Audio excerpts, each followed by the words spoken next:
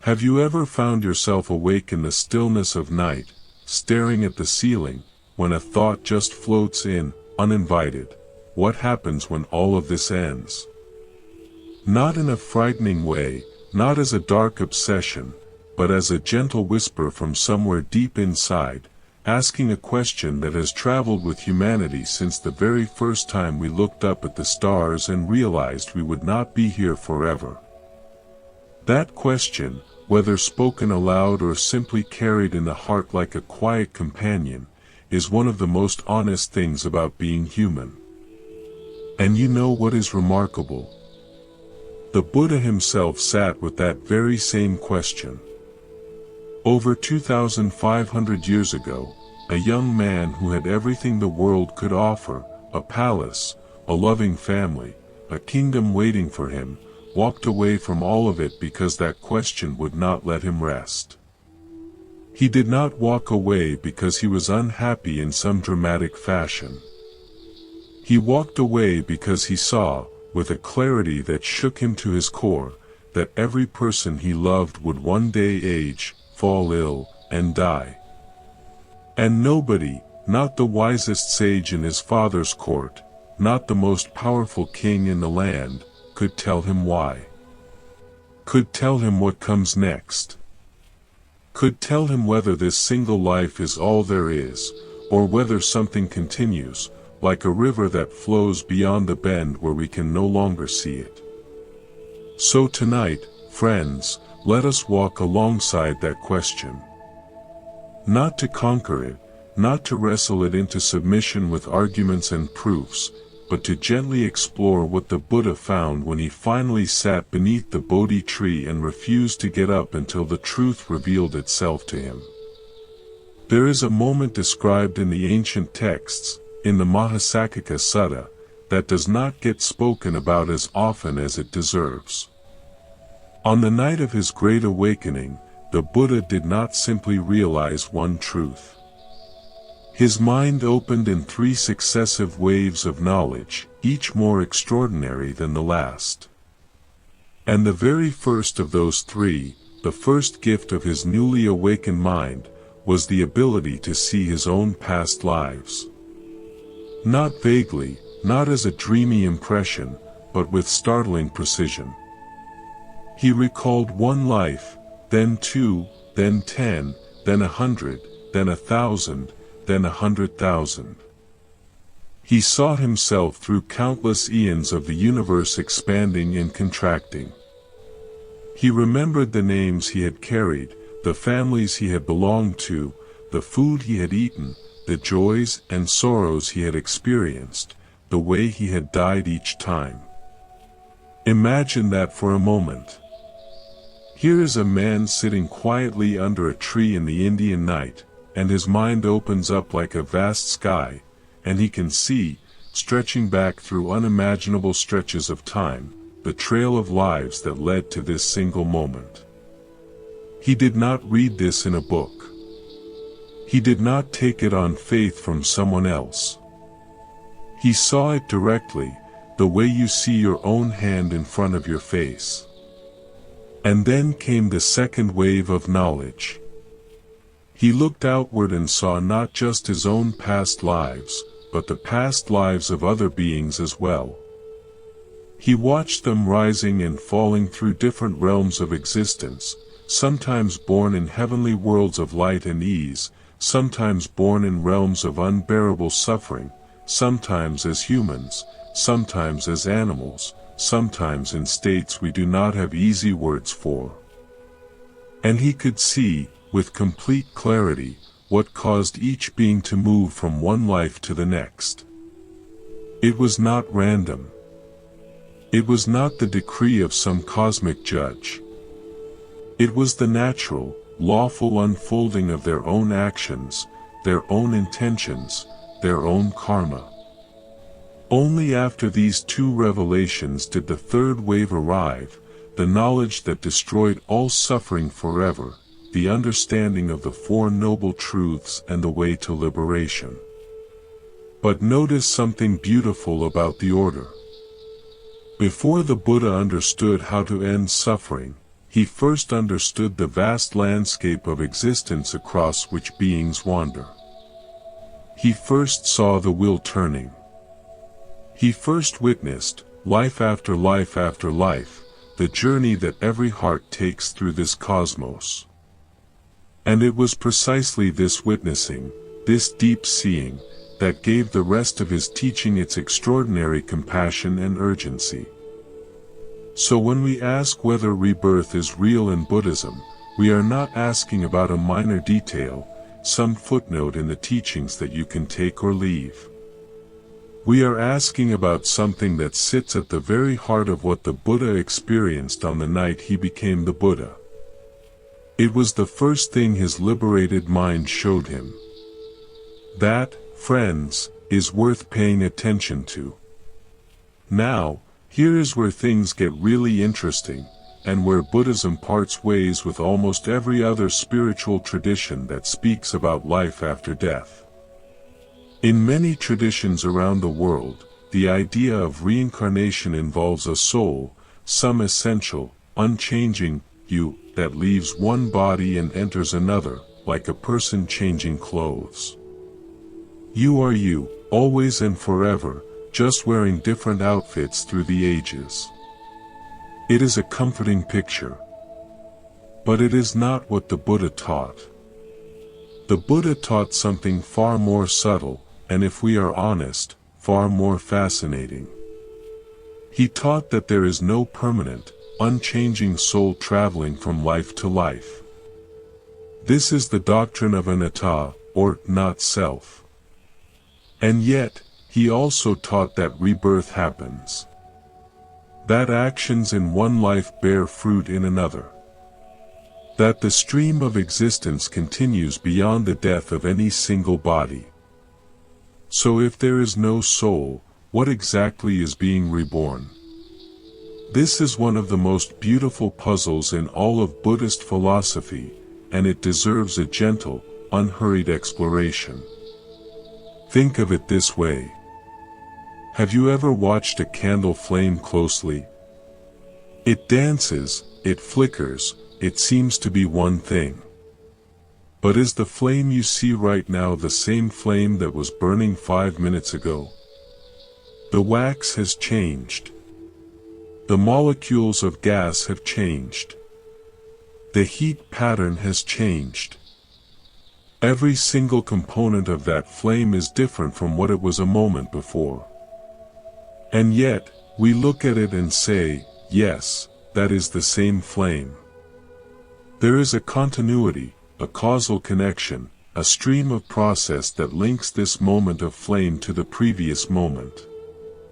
But there is no thing inside the flame that stays the same. The flame is not a noun. It is a verb. It is a happening, not an object. The Buddha suggested that we are very much like that flame.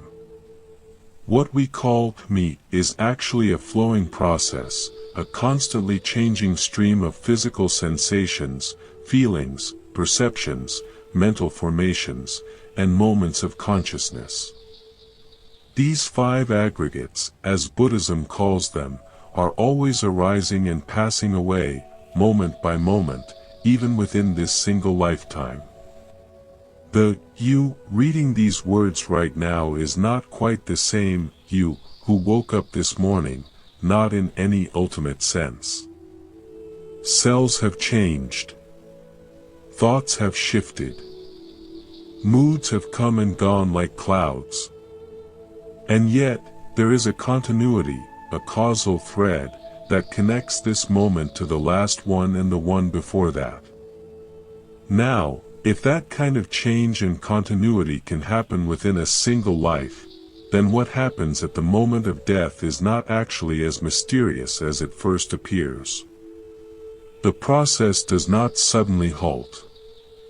The flame does not simply vanish into nothing. The momentum of a lifetime of intentions, actions, desires, and habits, what Buddhism calls karma, continues to propel the process forward. Not a soul, but an energy. Not a fixed self, but a pattern.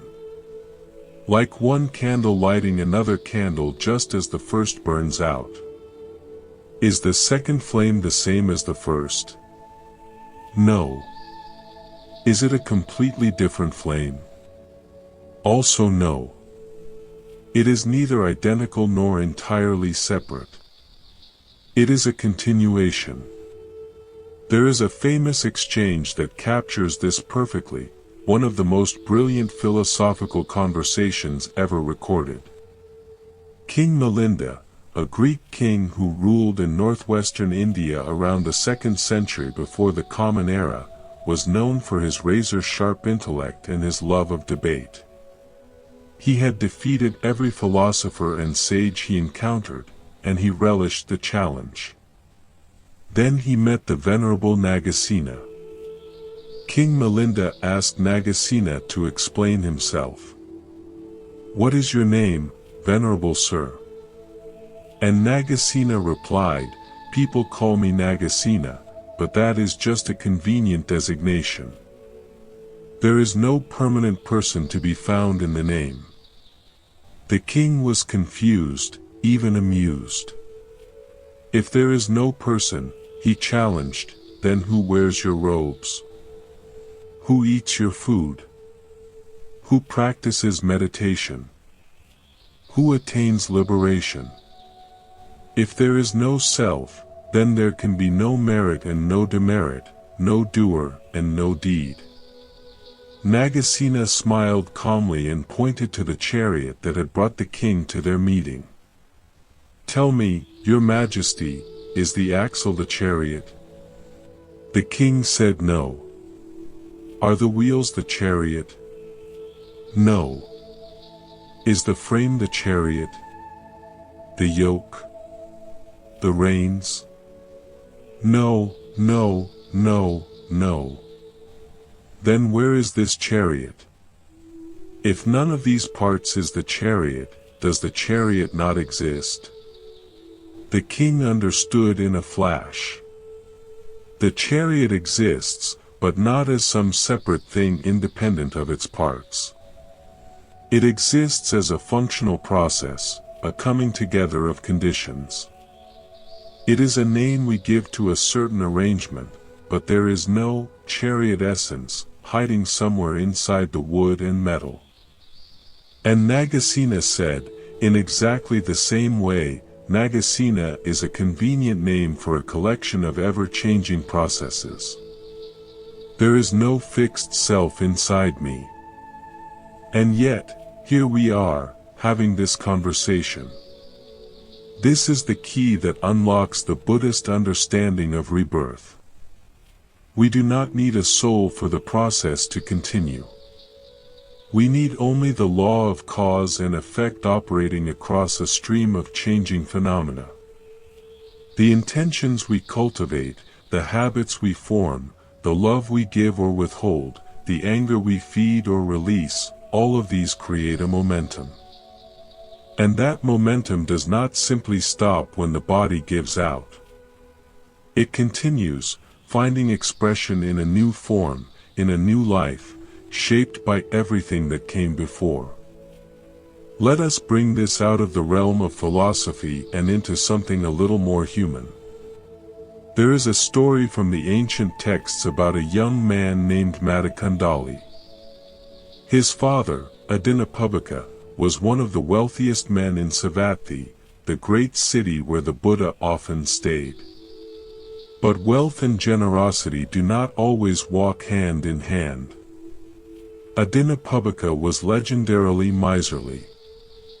He would not share a single grain of rice with anyone, not even with his own flesh and blood, if he could find a way to avoid it. When his only son Madakandali fell gravely ill, the father could not bring himself to spend money on a physician. Day after day, the young man grew worse, burning with fever, his body wasting away, while his father tried every free folk remedy he could scrape together rather than call a proper doctor. When it became clear that Madakandali was dying, the father did something that reveals just how deeply his miserliness had consumed him. He carried the boy outside the house and laid him on the veranda. This was not an act of kindness or fresh air. He was terrified that if a passing physician happened to visit and see the sick boy inside the home, social pressure would force him to pay for treatment. So he placed his dying son outside, where visitors would be less likely to come. That morning, the Buddha, in his boundless compassion, surveyed the world with his divine eye as he did every dawn, searching for beings whose time to receive the Dharma had ripened. He saw young Moggallana lying there, barely clinging to life. The Buddha walked through Savatthi on his alms round and passed by the house. Moggallana, who had never in his life been given the chance to hear the Dharma or see a holy teacher, because his father was too miserly to support any spiritual community, opened his heavy eyes and saw the Buddha walking past, radiant, serene, overflowing with a beauty that seemed to come from somewhere far beyond the physical world. And in that single moment, the boy's heart was flooded with an overwhelming wave of faith, of joy, of love. He could not speak. He could not even lift his hands to pay respect. But his mind, in its final moments, was utterly luminous with devotion. And with that pure, beautiful thought as his last conscious experience, Moggallana died. He was reborn immediately in the Tavatimsa heaven, one of the celestial realms of great happiness and splendor, as a radiant young deva adorned with all the magnificence of that world. Now, this newly born deva, still carrying the warmth and connection of his previous life, looked down and saw his father at the cemetery, weeping inconsolably over the body of his son. The deva was moved by tenderness. He assumed the appearance of young Moggallana and appeared before the grieving father. Adinapubhika, astonished and trembling, asked, "Who are you? You look exactly like my boy." And the deva said, "That is because not long ago, your son is exactly who this being was.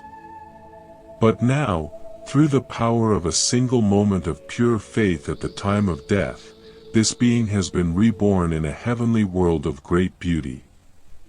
The Buddha then came and taught the stunned father, explaining the law of karma and rebirth.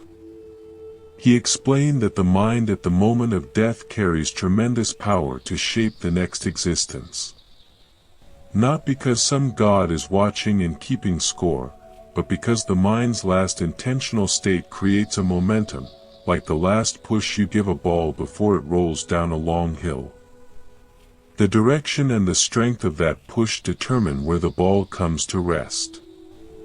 Adinapubhika was so profoundly shaken by this encounter that his miserliness fell away from him like old skin, and he became one of the most generous supporters of the community.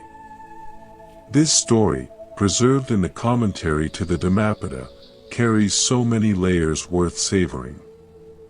First, it illustrates that in the Buddhist understanding, rebirth is not determined by a cosmic judge handing out rewards and punishments from a golden throne. It is a natural process, as impersonal and lawful as gravity. The mind state at the moment of death, shaped by the accumulated tendencies of a lifetime but also powerfully responsive to the conditions of that final moment, naturally gravitates toward a realm of existence that matches its quality. A mind full of generosity, love, and clarity tends to be reborn in fortunate realms. A mind consumed by hatred, greed, or delusion tends to move toward more painful states of being. There is no punishment involved. It is simply the way things work, as natural as water flowing downhill. Second, the story whispers something deeply comforting. Moggallana had never practiced meditation. He had never studied the scriptures. He had never even set foot inside a monastery. His father's greed had kept him from all of that. And yet, one moment of genuine, wholehearted goodness at the very end of his life was enough to open a door to a beautiful rebirth. This is not to say that a lifetime of practice is unimportant, because of course it matters immensely. It builds the foundation that makes such moments possible. But it suggests something about the nature of consciousness that should give every one of us tremendous hope. The heart always retains the capacity for transformation, right up until the very last breath. And there is a third layer here that is easy to miss. Notice that the Buddha did not force anything. He simply walked by, being himself, radiating the peace and compassion that were as natural to him as breathing. He did not knock on the door and demand that the father bring his son out. He did not lecture or shame or manipulate anyone. He was simply present, walking through the morning light, doing what he did every single day. And that quiet presence, encountered by a dying boy who had never been given any spiritual opportunity whatsoever, was enough to change everything. There is something profoundly moving about that, friends. Sometimes, the most powerful force in this world is not a grand gesture or a thundering sermon. Sometimes it is simply the quiet presence of something genuinely good. Now, you might be wondering, is all of this just a matter of faith? Are we expected to simply believe in rebirth because the Buddha said so? And this is where Buddhism becomes something truly remarkable among the world's great spiritual traditions. The Buddha never asked anyone to believe blindly. In fact, he actively and repeatedly discouraged it. He invited people to test his teachings, to examine them carefully, to practice and observe the results for themselves. He compared his teachings to gold that a wise merchant would test by cutting, rubbing, and burning before accepting it as genuine. This was a teacher who had such profound confidence in the truth of what he had discovered that he welcomed scrutiny rather than fearing it. When it comes to rebirth specifically, the Buddha acknowledged that this is something most people cannot directly verify for themselves, at least not without very deep meditative attainment. And he was perfectly at peace with that. He did not say, "Believe this or face my displeasure." He said something far more intelligent and far more compassionate. He said, in essence, live as though rebirth is real. Cultivate kindness, generosity, and wisdom. Avoid causing harm. And then consider, if rebirth turns out to be true, you have prepared yourself beautifully for what comes next. And if, somehow, rebirth is not true, you have still lived a magnificent life, a life of integrity and compassion that brought genuine happiness to yourself and to everyone around you. Either way, you cannot lose. This approach, which appears in the Apanaka Sutta, reveals a teacher of extraordinary pragmatism and warmth. The Buddha was never interested in winning philosophical debates for the sake of being right. He was interested in one thing above all else: reducing suffering, both yours and that of every being you will ever encounter.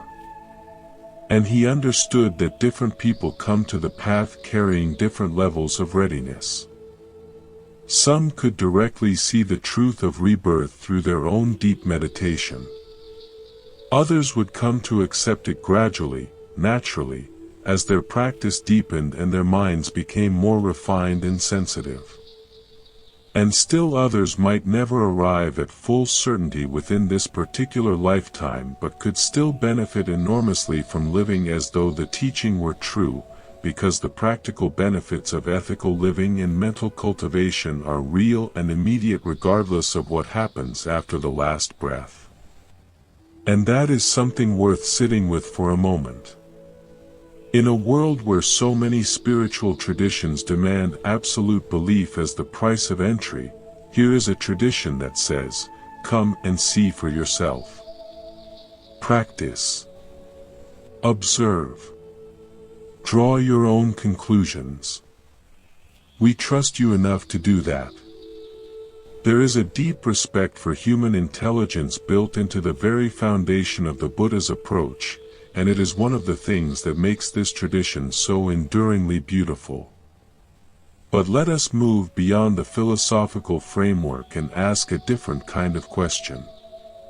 If rebirth is real, if the stream of consciousness truly does continue from one life to the next, then what does that say about the relationships we form in this life? What does it say about the people who feel inexplicably familiar when we first meet them? What does it say about bonds that seem deeper than anything a single lifetime could explain? The Buddhist texts are full of stories that explore exactly this territory, and one of the most touching is the story of Ghatakara, the potter. This story comes from the Ghatakara Sutta, recorded in the Majjhima Nikaya, and the Buddha himself told it to his attendant Ananda while traveling through the kingdom of the Vajjayans. They had stopped to rest near a town, and the Buddha suddenly smiled, a broad, luminous smile that caught Ananda's attention. Ananda, who had been the Buddha's devoted companion for many years, knew that such smiles were never without cause. He asked, "Venerable Sir, what has brought this smile to your face?" And the Buddha began to speak about a time unimaginably long ago, during the dispensation of a previous Buddha named Kassapa. In that ancient time, the being who would eventually become our Buddha Gautama was a young Brahmin named Jyotipala. He was brilliant, well-educated, and proud of his caste and learning. His closest friend in the world was a simple potter named Ghatakara, a man of no social standing whatsoever, who made his living shaping clay with his hands.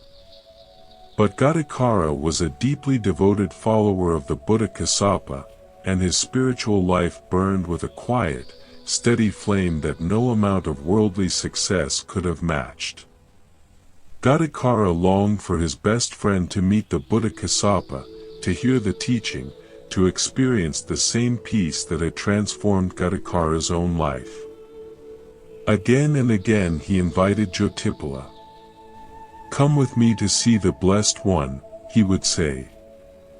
"His teaching is like cool water in a burning desert. Come and listen, just once."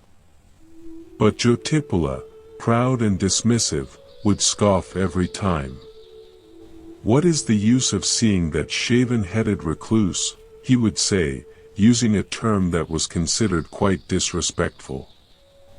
He could not see past his own intellectual arrogance to recognize the treasure his friend was offering him. One day, Ghatakara decided he had been patient long enough. He went to Jyotipala's home, and when Jyotipala once again refused to come, Ghatakara did something astonishing. He reached out and grabbed his friend by the hair. Not violently, not with anger, but with the fierce, loving determination of someone who refuses to let the person they care about most walk away from something that could change their life forever. And Jyotipala, perhaps shocked by the sheer audacity of a lowly potter grabbing a proud Brahmin by the hair, finally relented. "If it matters this much to you," he said, "then fine. Let us go." They went to see the Buddha Kassapa.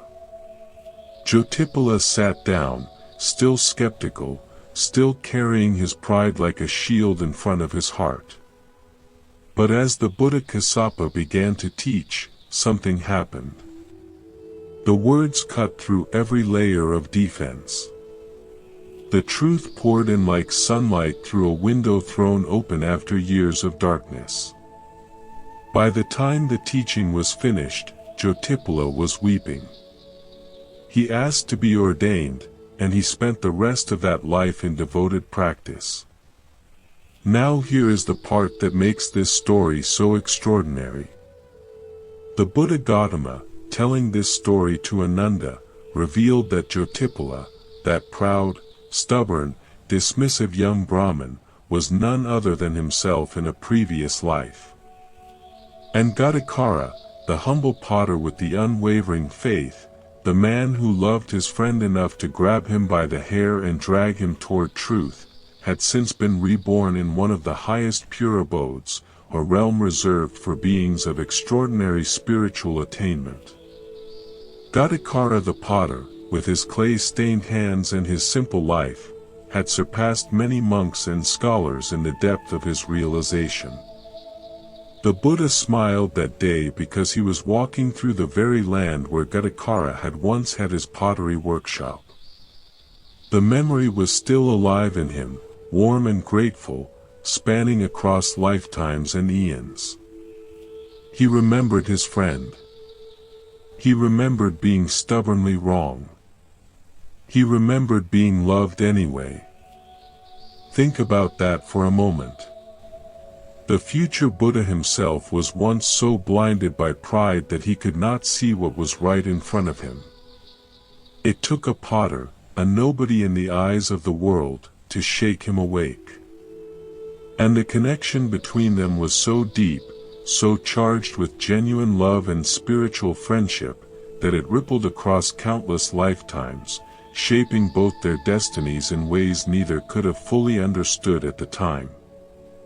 What does that say about the people in our own lives? What does it say about the friend who showed up at exactly the right moment, the stranger whose words changed everything, the person we loved before we even knew their name? Buddhism does not claim that every relationship in our life is a continuation from a past life. But it does suggest that the web of connection between beings is far deeper and far more ancient than a single lifetime can explain. And when you feel that inexplicable pull towards someone, that sense of recognition that has no logical basis, perhaps you are not imagining things. Perhaps something in the deepest currents of consciousness remembers what the surface mind has forgotten. There is another dimension of rebirth that deserves our attention, and it is one that can be deeply comforting for anyone who has ever lost someone they love.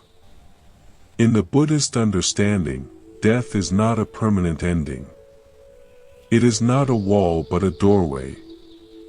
The being who dies does not cease to exist. The stream of consciousness, shaped by all the love and all the learning and all the goodness that person cultivated in their life, flows on into a new form. They are not gone. They are continuing their journey, somewhere in this vast and mysterious cosmos, carrying within them everything they ever learned about love and kindness and truth. The Venerable Anathapindika, one of the Buddha's greatest lay supporters, offers a moving illustration of this. Anathapindika was a fabulously wealthy merchant in Savatthi who used his fortune to support the Sangha with extraordinary generosity.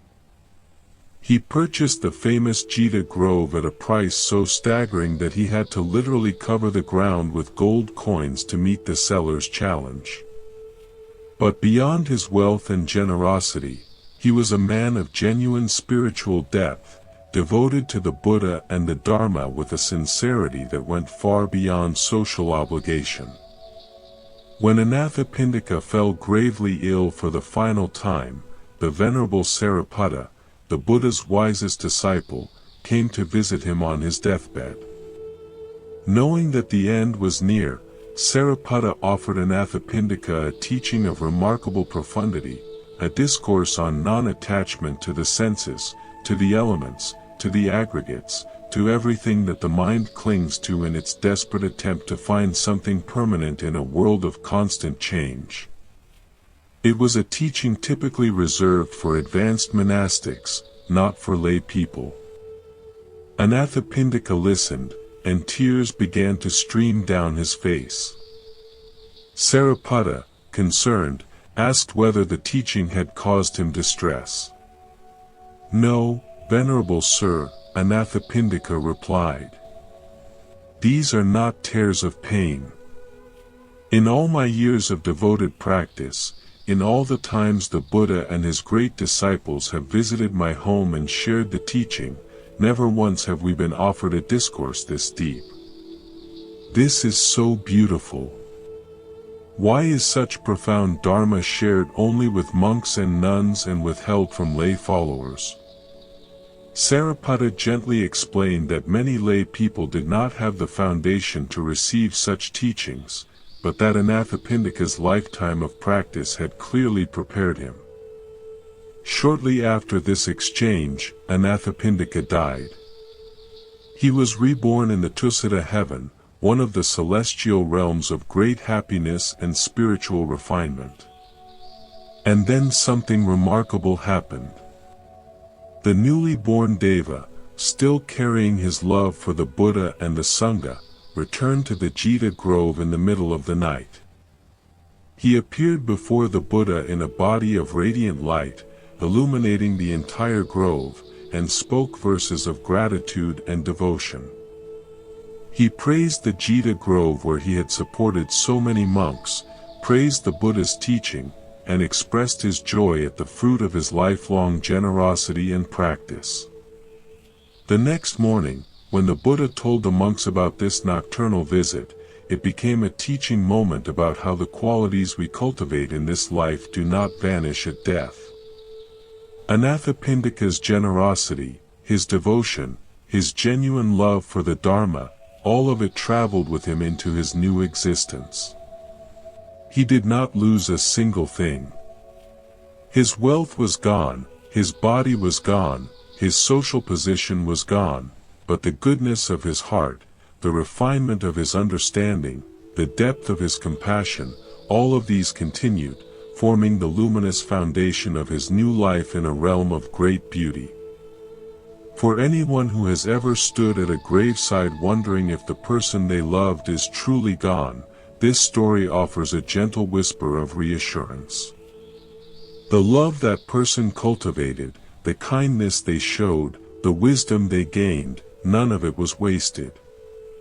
None of it disappeared into the void. It continues, in forms we may not be able to see with our physical eyes, but which are no less real for being invisible.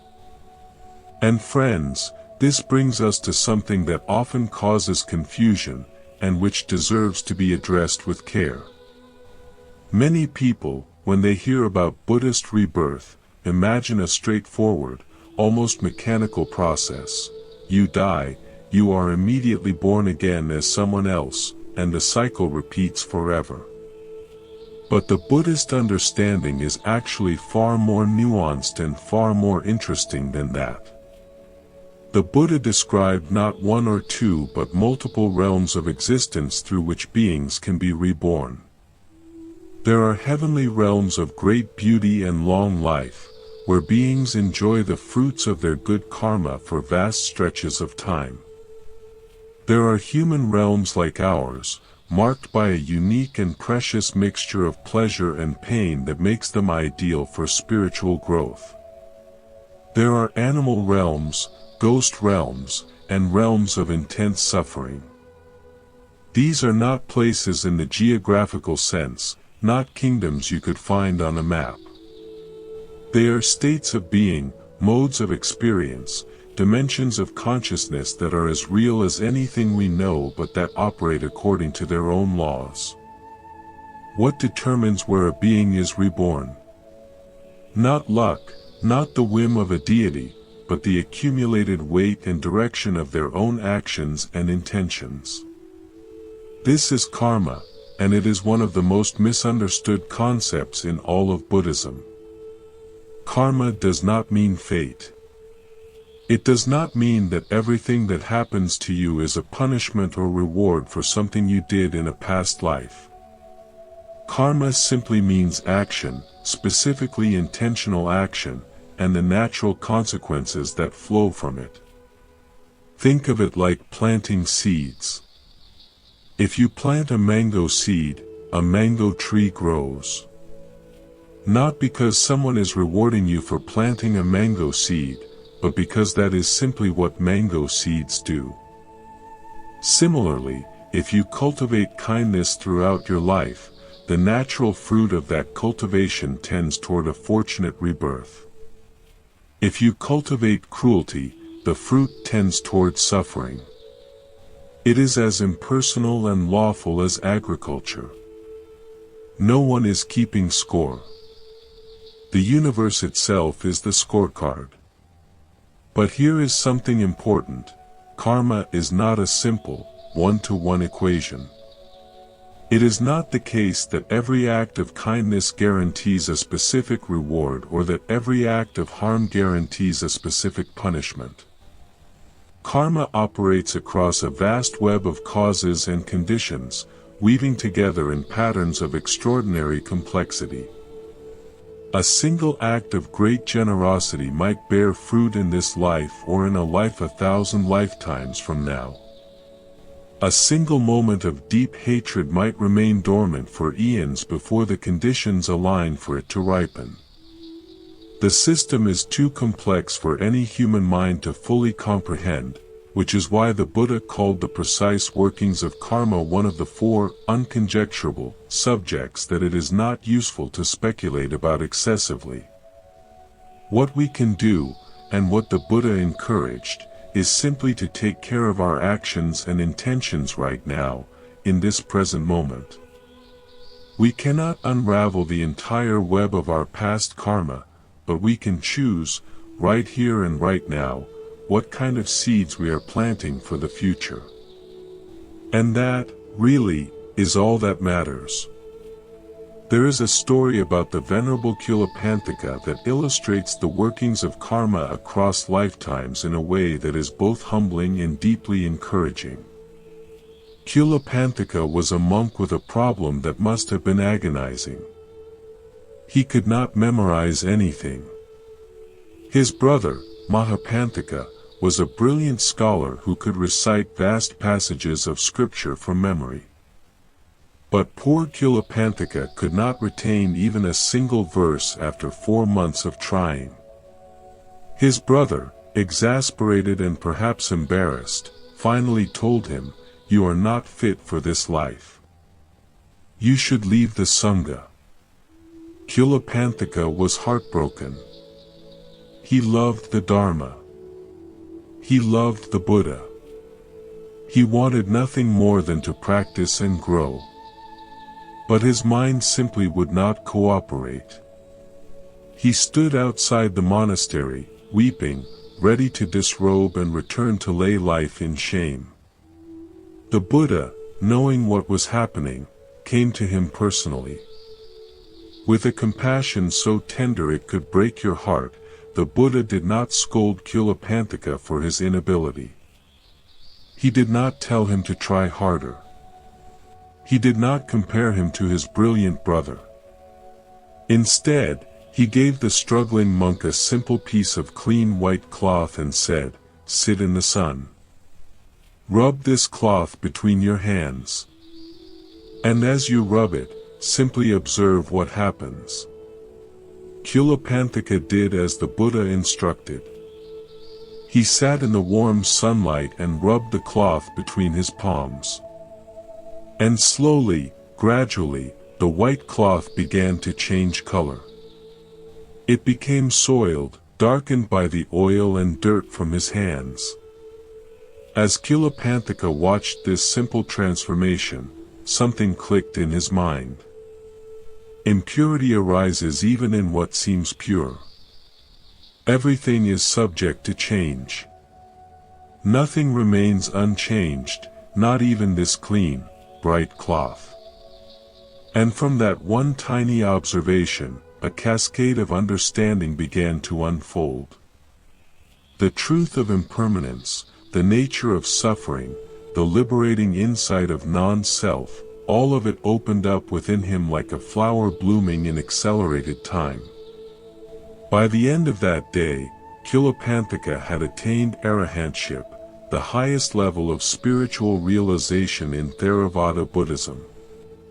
The monk who could not memorize a single verse had, through the Buddha's skillful and compassionate guidance, penetrated to the deepest truth of existence. But what about his inability to learn? The Buddhist commentaries explain that in a previous life, Kilopanthaka had been a learned monk himself, one who had mocked another monk for being slow and stupid.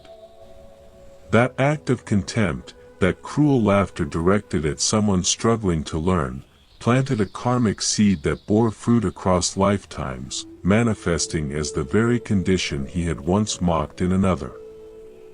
He had to experience from the inside what it felt like to be the one who could not keep up, the one others looked down upon, the one whose mind refused to cooperate no matter how hard he tried. This is not a story about punishment. It is a story about education. Karma is not a vengeful force. It is a teaching force. It gives us, again and again across the rolling landscape of our many lives, exactly the experiences we need in order to develop compassion, wisdom, and understanding. Kilopanthaka's struggle was not a curse. It was the very soil from which his liberation grew. Without that struggle, without that humbling, agonizing inability, he might never have been ready to receive the Buddha's simple, brilliant teaching about the cloth. His past karma created the conditions for his present awakening. And this, friends, is one of the most profound implications of the Buddhist teaching on rebirth and karma. Nothing is wasted. Not your suffering, not your failures, not the moments when you feel like you are the slowest person in the room, the one who cannot seem to get it right no matter how hard you try. All of it is part of a vast, intricate process of learning that stretches across more lifetimes than we can count. And every single experience, even the most painful, is moving you, slowly and surely, towards something beautiful. Now, let us consider something that might seem like a challenge to this whole framework. If there is no permanent self being reborn, and if the process is driven by the impersonal law of karma, then why should we care about our future lives at all? If the being who will be born after we die is not really us, in any permanent sense, why bother cultivating virtue for that stranger's benefit?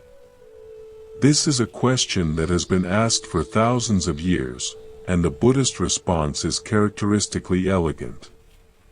Consider this: the person you will be tomorrow morning is also not exactly you, in any ultimate sense. Your cells will have changed, your thoughts will have shifted, your mood will be different. And yet, you still brush your teeth tonight. You still set your alarm. You still take care of the person who will wake up in that bed tomorrow, even though that person is not identical to the one lying down tonight. Why? Because there is a continuity of care, a natural concern for the being who will inherit the consequences of your actions, even though that being is not a fixed, permanent self. Rebirth extends this same logic across a longer time frame. The being who will inherit the consequences of your actions in a future life is connected to you by an unbroken chain of cause and effect, just as the person you will be tomorrow is connected to the person you are tonight. Caring for that future being is as natural and as reasonable as caring for your future self within this lifetime. It is not altruism toward a stranger. It is an expression of the same intuitive compassion that makes you put on sunscreen before going outside, even though the sunburn would happen to a slightly different collection of cells than the ones making the decision. The Buddha once used a striking image to convey this. He compared the stream of consciousness to a river. At its source high in the mountains, the river is narrow, cold, and clear. As it flows down through valleys and plains, it widens, warms, collects sediment, changes character completely. By the time it reaches the ocean, it bears almost no resemblance to the mountain stream it once was. And yet, no one would say they are two different rivers. The connection is unbroken, the flow continuous, even though every single drop of water has been replaced many times over along the journey. We are like that river. The being who sat in a classroom at age 7, struggling with multiplication tables, is connected by an unbroken flow of experience to the being sitting here right now. And the being who will emerge from the doorway of death into a new life is connected by that same unbroken flow to the one living this life right now. The question of whether that future being is really you turns out to be the wrong question. The right question is, given that your actions right now are shaping what happens to that being, what kind of seeds do you want to plant? And this leads us to something that the Buddha spent a great deal of time teaching about, something that connects the abstract philosophy of rebirth to the very real, very practical texture of our everyday lives. He spoke often about the factors that influence the quality of a rebirth, and they are not exotic or esoteric. They are the most ordinary things imaginable: generosity, ethical conduct, mental cultivation, respect, service, sharing merit, rejoicing in others' goodness, straightening one's views. These are not mystical practices requiring years of retreat in a mountain cave. They are available to every single person, in every single moment, regardless of background, education, or social status. The Buddha was remarkably democratic in this regard. He did not say that only monks and nuns could secure a favorable rebirth. He did not say that only the wealthy, who could afford grand offerings, had access to good karma. He pointed again and again to the quality of intention behind an action as the determining factor. A poor woman offering a single spoonful of rice with a heart overflowing with genuine love could generate more powerful karma than a king donating a mountain of gold out of vanity or a desire for public praise. It is the heart that matters, not the size of the gesture. There is a story from the time of the Buddha that illustrates this with breathtaking clarity. There was an old woman in Savatthi who was desperately poor. She had nothing, not a home, not a family, not even a reliable source of food. She survived on scraps and the occasional kindness of strangers. One evening, she heard that a great offering ceremony was being held for the Buddha and his monks. Wealthy merchants and nobles had donated elaborately prepared meals, fine robes, medicine, and every luxury imaginable. The old woman watched from a distance, her heart aching with the desire to participate, to offer something, anything, to the Buddha and his community. But she had absolutely nothing to give. Then she remembered that earlier that day, she had managed to beg a tiny amount of oil, barely enough to light the smallest lamp. With trembling hands, she poured that oil into a crude clay dish, fashioned a wick from a scrap of cloth, and lit it. She placed her tiny, flickering lamp among the grand, elaborate oil lamps that the wealthy donors had provided, lamps made of gold and silver and precious materials, burning with expensive oils that could last for days. Her lamp was so small, so humble, so insignificant compared to the magnificent offerings surrounding it that no one even noticed it. But she placed it there with a heart so full of love, so sincere in its devotion, so pure in its intention, that something extraordinary happened. Through the night, one by one, the grand lamps of the wealthy donors began to flicker and die. Their expensive oils were consumed, their elaborate wicks burned away. But the old woman's tiny lamp continued to burn. It burned through the night. It burned as the sun rose. It burned on, its small flame steady and unwavering, as though fed by a source of fuel that had nothing to do with the thimbleful of oil she had placed in it. The Venerable Moggallana, one of the Buddha's two chief disciples and a monk of tremendous psychic power, noticed the little lamp still burning when all the others had gone out. He tried to extinguish it so that the lamps could be collected and cleaned. He pinched the wick. The flame continued. He fanned it. The flame continued. He tried to blow it out. The flame would not go out. Nothing he did could extinguish that tiny, humble light. The Buddha, seeing this, smiled and said, "Moggallana, you cannot extinguish that lamp.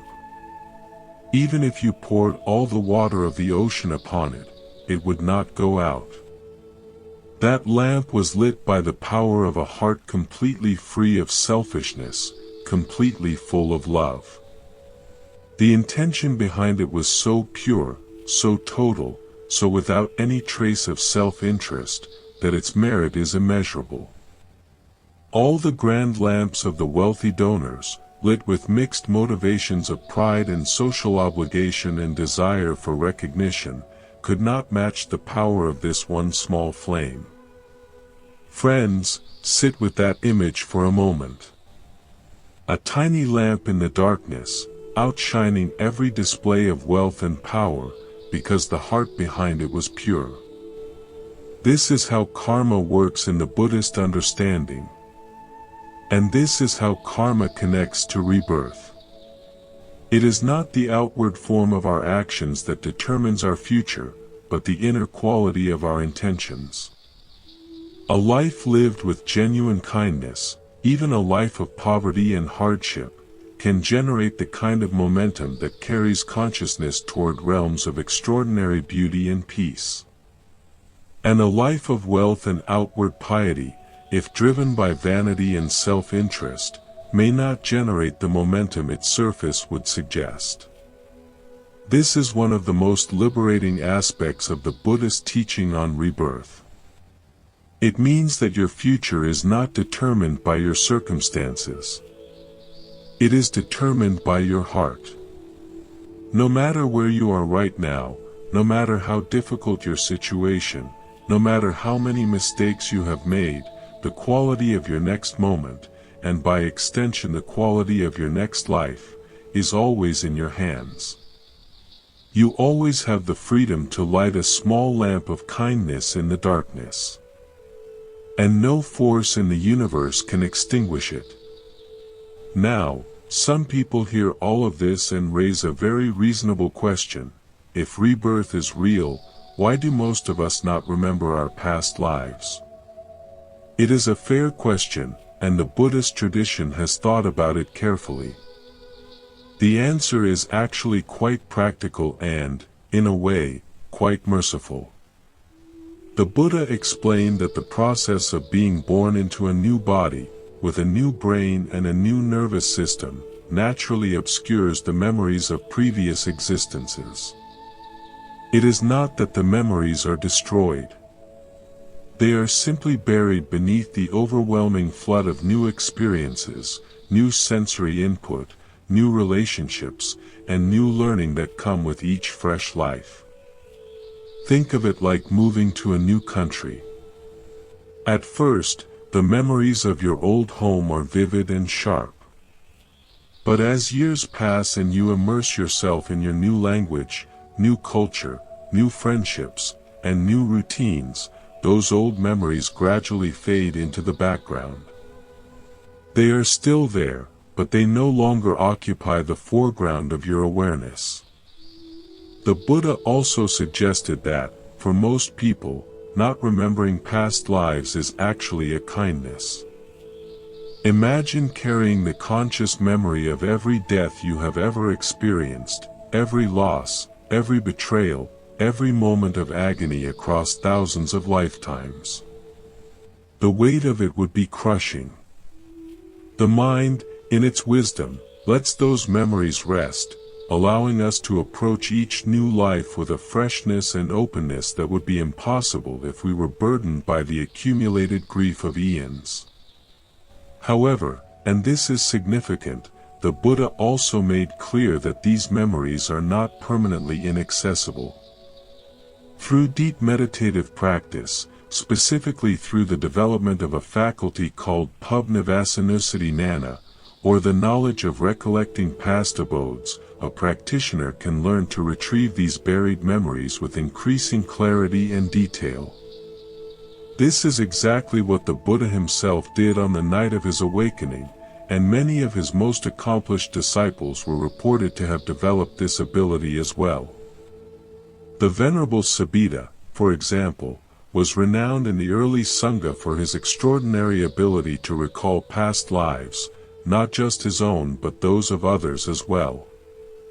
He could look at a person and trace the stream of their consciousness back through lifetime after lifetime, seeing the web of causes and conditions that had led them to their present circumstances.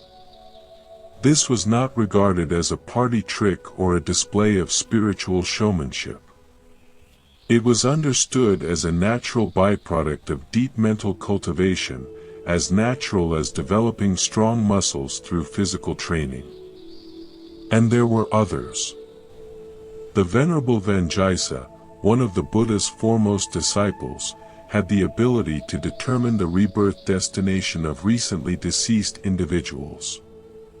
People would come to him, grief-stricken after the death of a loved one, and ask, "Where has my father been reborn? Where has my mother gone?" And Vajrayana, through his meditative insight, could perceive exactly where that stream of consciousness had flowed after leaving the previous body.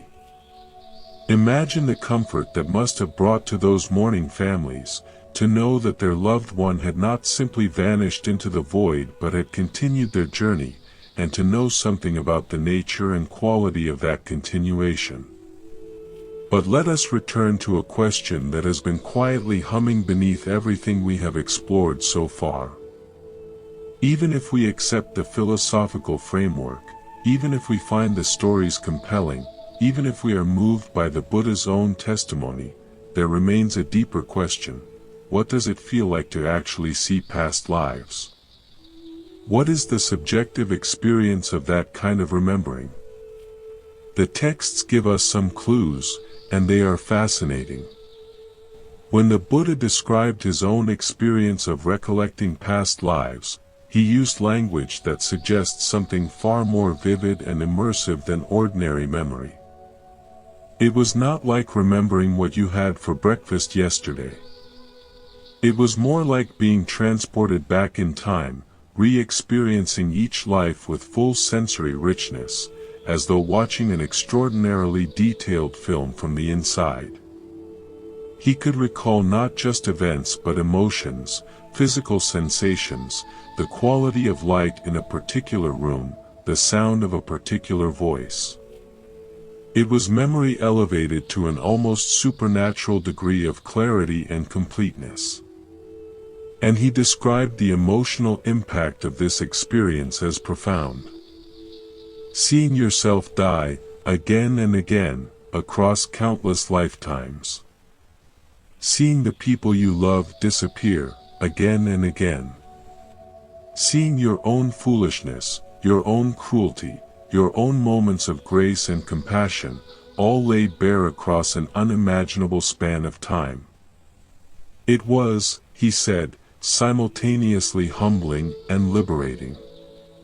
Humbling because it revealed just how many times we have made the same mistakes, fallen into the same traps, caused the same suffering.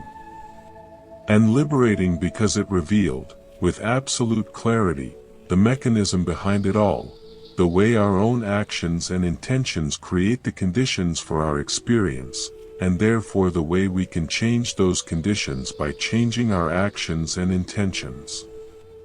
There is a teaching moment in the texts where the Buddha shared a specific past life memory that carries an unusual emotional weight. He told his monks about a time, many lifetimes ago, when he had been born as a king named Shibi. King Shibi was renowned throughout the world for his generosity and compassion, and the gods themselves decided to test the depth of his virtue. Sakka, the king of the gods, took the form of a blind old man and appeared before King Shibi, begging for help. "Great king," he said, "there is only one thing in this world that can restore my sight, a living human eye, freely given. I have heard that your generosity knows no limits. Would you give me one of your own eyes?" Without a moment's hesitation, King Shibi called for his surgeon and instructed him to remove one of his eyes and give it to the blind man. The surgeon hesitated, horrified. The courtiers protested. But the king was calm and resolute. "This body will decay regardless," he said. "If one of my eyes can end this man's suffering, then let it be given." The eye was removed and placed in the blind man's socket, and miraculously, the old man could see. But then, emboldened by the king's compassion, the old man asked for the second eye as well. And Shibi gave it. He sat on his throne, both eyes removed, in complete darkness, and he felt no regret. Not a flicker of resentment. Not a whisper of self-pity. His only thought was joy that another being's suffering had been relieved. Sakka, overwhelmed by the depth of this selflessness, revealed his true form and restored the king's eyes, more radiant than before. But the point of the story, as the Buddha told it, was not the miraculous restoration. It was the quality of mind that made such a gift possible in the first place. That capacity for radical, unbounded generosity was not something that appeared out of nowhere. It was cultivated across lifetimes of practice, lifetimes of slowly expanding the boundaries of what the heart was willing to give. And it was precisely this kind of cultivation, the Buddha explained, that eventually carried his stream of consciousness to the point where Buddhahood itself became possible. This is one of the Jataka tales, the stories of the Buddha's previous lives, and there are hundreds of them in the Buddhist canon. Each one illustrates a different quality that the Bodhisattva, the being on the path to becoming a Buddha, cultivated over the course of countless lifetimes: generosity, patience, ethical conduct, determination, loving kindness, wisdom, truthfulness, equanimity, and more. Taken together, they paint a portrait of spiritual development that is breathtaking in its scope and patience. Becoming a Buddha is not a sudden event. It is the fruit of an almost inconceivably long journey of intentional growth, stretching across more lifetimes than the human mind can count. And this brings us to another beautiful aspect of the Buddhist teaching on rebirth. It gives us time. In a worldview where we have only one life to get everything right, there is an almost unbearable pressure to achieve, to understand, to become enlightened right now or face eternal consequences. But in the Buddhist understanding, we have been on this journey for an unimaginably long time, and we will continue for as long as it takes. There is no deadline. There is no final exam with a pass or fail grade. There is only the ongoing, moment-by-moment opportunity to plant seeds of goodness and wisdom, knowing that every single seed will eventually bear fruit, whether in this life or in a life 1,000 lifetimes from now.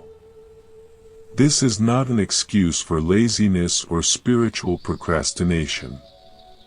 The urgency is real, because every moment spent in unskillful states of mind is a moment of unnecessary suffering, both for ourselves and for those around us.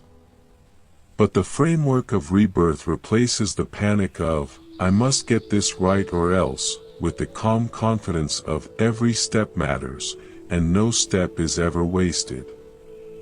That shift in perspective can be profoundly healing for anyone who feels overwhelmed by the gap between where they are and where they want to be. And it is here, in this gentle intersection between the vast timescale of rebirth and the intimate immediacy of our daily lives, that the Buddhist teaching becomes most personally relevant. Because if rebirth is real, then the person sitting next to you on the bus, the stranger who holds the door open for you, the difficult colleague who tests your patience every single day, all of them are fellow travelers on this immense journey. All of them have lived before, loved before, suffered before. All of them have been, at some point in the inconceivably long past, your mother, your father, your child, your closest friend. The Buddha said this explicitly: given the vast number of lifetimes every being has lived, there is no being you have not, at some point, been intimately connected to. This teaching, found in the Animataga Samyutta of the Pali Canon, is one of the most quietly revolutionary ideas in all of Buddhist thought. If every being has at some point been your beloved mother, cradling you in her arms, sacrificing her own comfort for yours, then how can you look at any being with hatred or contempt? How can you harm someone who once fed you with her own milk, sang you to sleep, wept when you were ill? The teaching on rebirth, when truly understood, does not merely answer a philosophical question about what happens after death. It transforms the way we see every living being we encounter, from the most exalted to the most humble, from the most lovable to the most difficult. There is a passage in the suttas where the Buddha paints this picture with an image so vivid it stays with you long after you read it. He said, "Friends, it is not easy to find a being who has not at some time in this long journey been your mother, your father, your brother, your sister, your son, your daughter. The tears you have shed over the loss of loved ones throughout this wandering in samsara are greater than the water in the four great oceans. The blood you have shed from having your head cut off by enemies throughout this wandering is greater than the water in the four great oceans. The mother's milk you have drunk throughout this wandering is greater than the water in the four great oceans." Let those images settle in for a moment. Oceans of tears. Oceans of blood. Oceans of mother's milk. The sheer scale of what each of us has experienced across this beginningless journey is almost beyond comprehension. And yet here we are, still wandering, still searching, still carrying our little lamps through the darkness, still hoping that somewhere ahead there is a light that does not go out. This is not meant to be depressing. On the contrary, the Buddha shared these images to awaken in us a sense of urgency and compassion, a recognition that this cycle of birth, aging, sickness, and death, beautiful and precious as each life may be, is also deeply exhausting. And there is a way out. Not through despair, not through denial, but through understanding, through the direct insight into the nature of reality that loosens the grip of craving and ignorance and allows consciousness to finally rest. But we are getting ahead of ourselves. Before we speak about the end of the journey, let us spend more time understanding the journey itself, because there is so much richness and beauty in how the Buddhist tradition maps the landscape of rebirth. The 31 planes of existence that the Buddha described are not arbitrary categories but a detailed, internally consistent cosmology that has fascinated scholars, practitioners, and philosophers for millennia. At the highest levels are the formless realms, states of consciousness so refined that they involve no physical form whatsoever, only awareness itself, vast and boundless.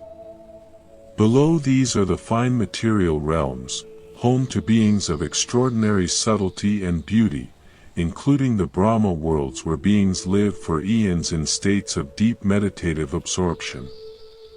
Then come the sense-desire realms, which include the various heavenly worlds, the human world, the animal realm, the ghost realm, and the hellish realms of intense suffering. The human realm occupies a uniquely privileged position in this cosmology, and the reason is worth understanding.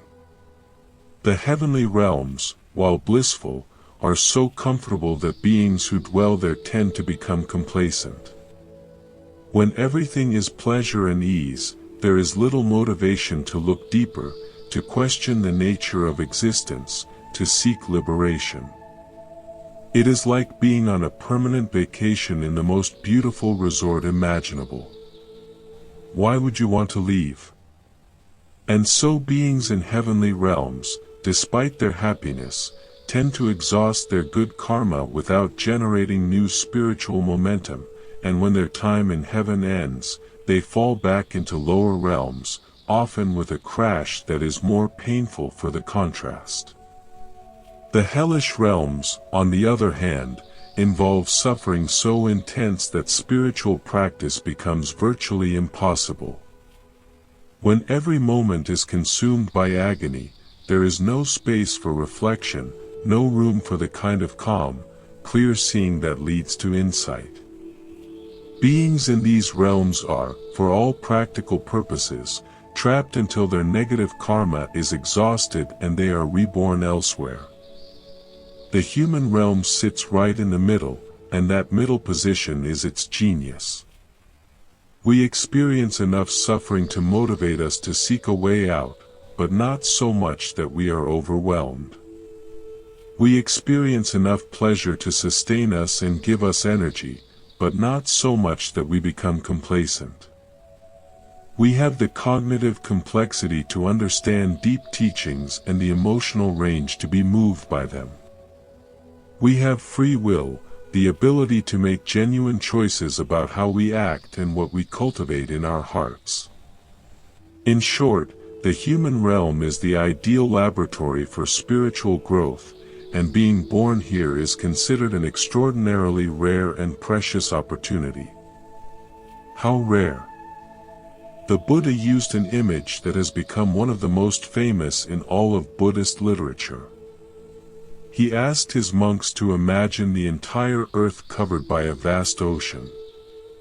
Floating on the surface of that ocean is a single wooden yoke with a hole in it, drifting wherever the wind and currents carry it. At the bottom of the ocean lives a blind sea turtle who surfaces only once every 100 years. The chance of that blind turtle surfacing at the exact moment and the exact spot where its head passes through the hole in the floating yoke, said the Buddha, is greater than the chance of being born as a human being. That image is meant to take your breath away, and it should. If it is even approximately true, then this life you are living right now, this human life with all its struggles and heartaches and mundane frustrations, is a gift of almost incomprehensible rarity. You are the blind turtle who found the yoke. You are here, alive, capable of understanding these words, capable of making choices that shape your destiny across lifetimes. What you do with this opportunity matters more than you might realize on an ordinary Tuesday morning when you are rushing to get to work and the traffic is terrible and the coffee is cold and nothing about the day feels particularly sacred or rare. But it is. Every single moment of it is. And the Buddhist teaching on rebirth, far from being a dry philosophical doctrine, is actually an invitation to wake up to the staggering preciousness of this life, right now, exactly as it is, with all its imperfections and complications and unexpected moments of grace. You know, There is a story about a weaver's daughter that carries this message with a tenderness that is hard to forget. The Buddha was once staying near a town where many weavers lived, and he gave a discourse on the contemplation of death. He told the assembled listeners, "You should reflect, my life is uncertain, my death is certain. I will surely die. Death is the end of my life. My life is not permanent." He encouraged them to keep this reflection alive in their hearts, not as a morbid exercise, but as a way of staying awake to the value of each passing moment. Most of the listeners heard these words, nodded thoughtfully, and promptly forgot about them as they returned to their looms and their daily concerns. But one young woman, a weaver's daughter of about 16 years, took the teaching deeply into her heart. She did not simply agree with it intellectually. She lived with it. Every day, as she sat at her loom, threading the shuttle back and forth, she contemplated the reality of death. Not with fear, not with despair, but with a clear, steady awareness that her time here was limited and therefore infinitely precious. 3 years passed. The Buddha returned to the same town and gave another discourse. Afterward, he did something unusual. He began asking members of the audience how they had practiced the contemplation of death since his last visit. Many people looked away, embarrassed. They had forgotten. They had been too busy.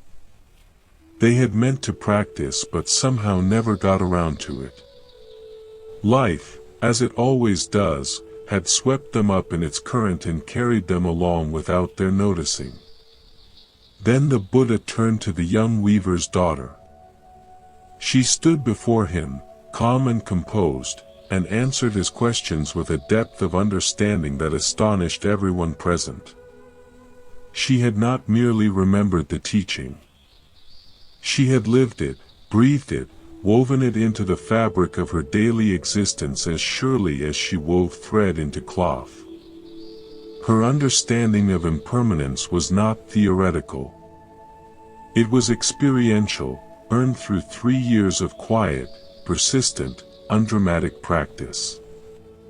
The Buddha, seeing the maturity of her insight, gave her a further teaching, and in that moment, she attained the first stage of awakening, becoming a stream enterer, one who has glimpsed the deathless and will never again fall into the lower realms of existence.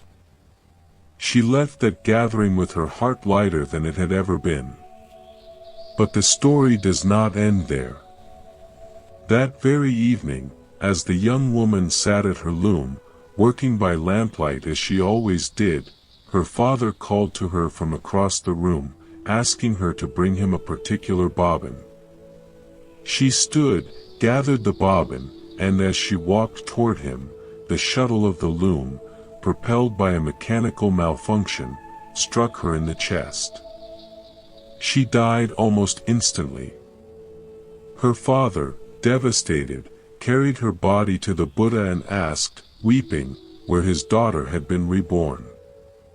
The Buddha gently told him that because of the depth of her practice, her steady contemplation of death, and the attainment she had realized that very day, she had been reborn in the Tusita heaven, a realm of extraordinary happiness and spiritual refinement. She had not wasted a single day of her short life. Every moment of practice had counted.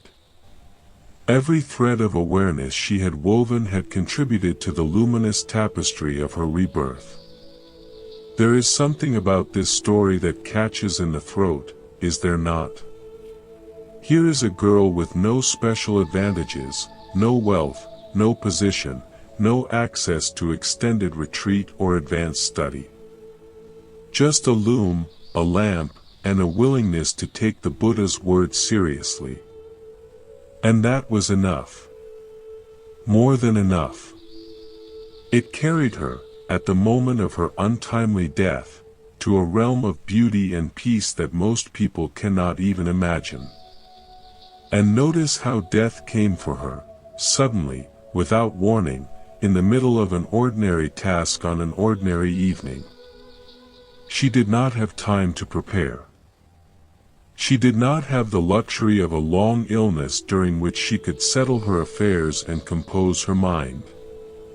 Death arrived like a thief, unannounced and uncompromising. But because she had spent 3 years practicing awareness of exactly this possibility, she was ready. Her mind was not caught off guard. Her heart was not seized by panic.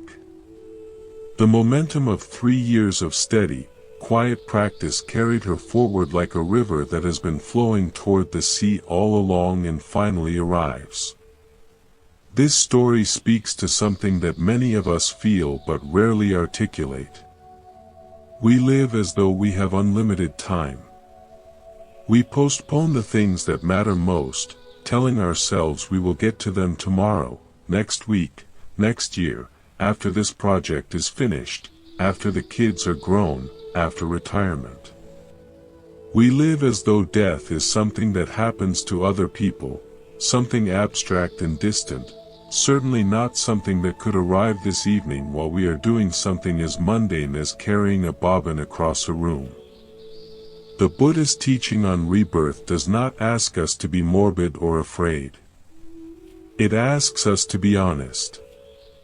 And in that honesty, there is a strange and beautiful freedom. When you truly accept that this life is impermanent, that this particular human birth is rarer than a blind turtle finding a floating yolk in a shoreless ocean, something shifts inside you. The trivial anxieties that consume so much of our mental energy begin to loosen their grip.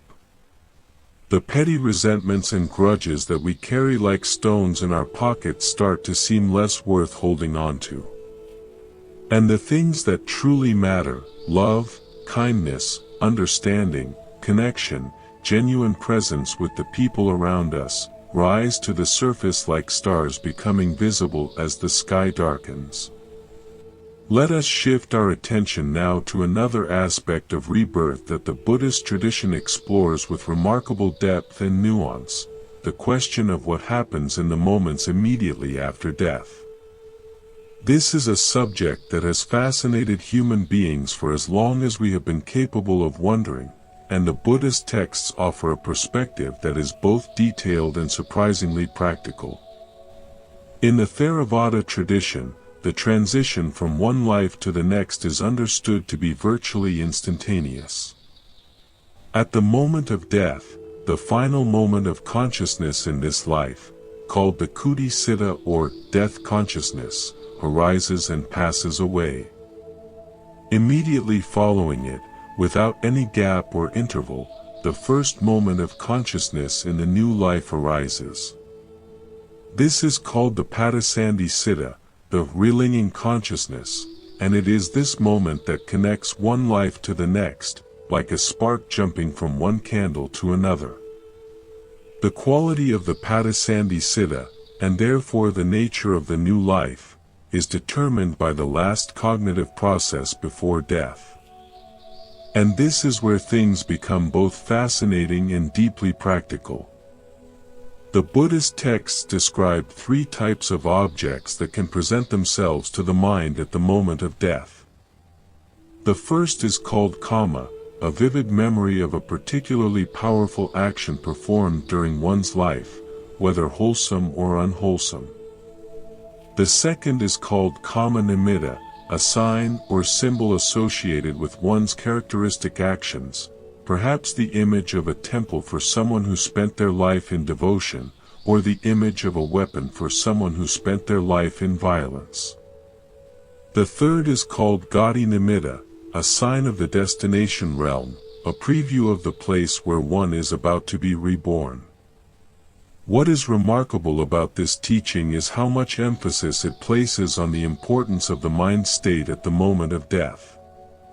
A person who has lived a largely virtuous life but whose mind is consumed by anger or fear at the moment of death may experience a less fortunate rebirth than their overall karma would suggest.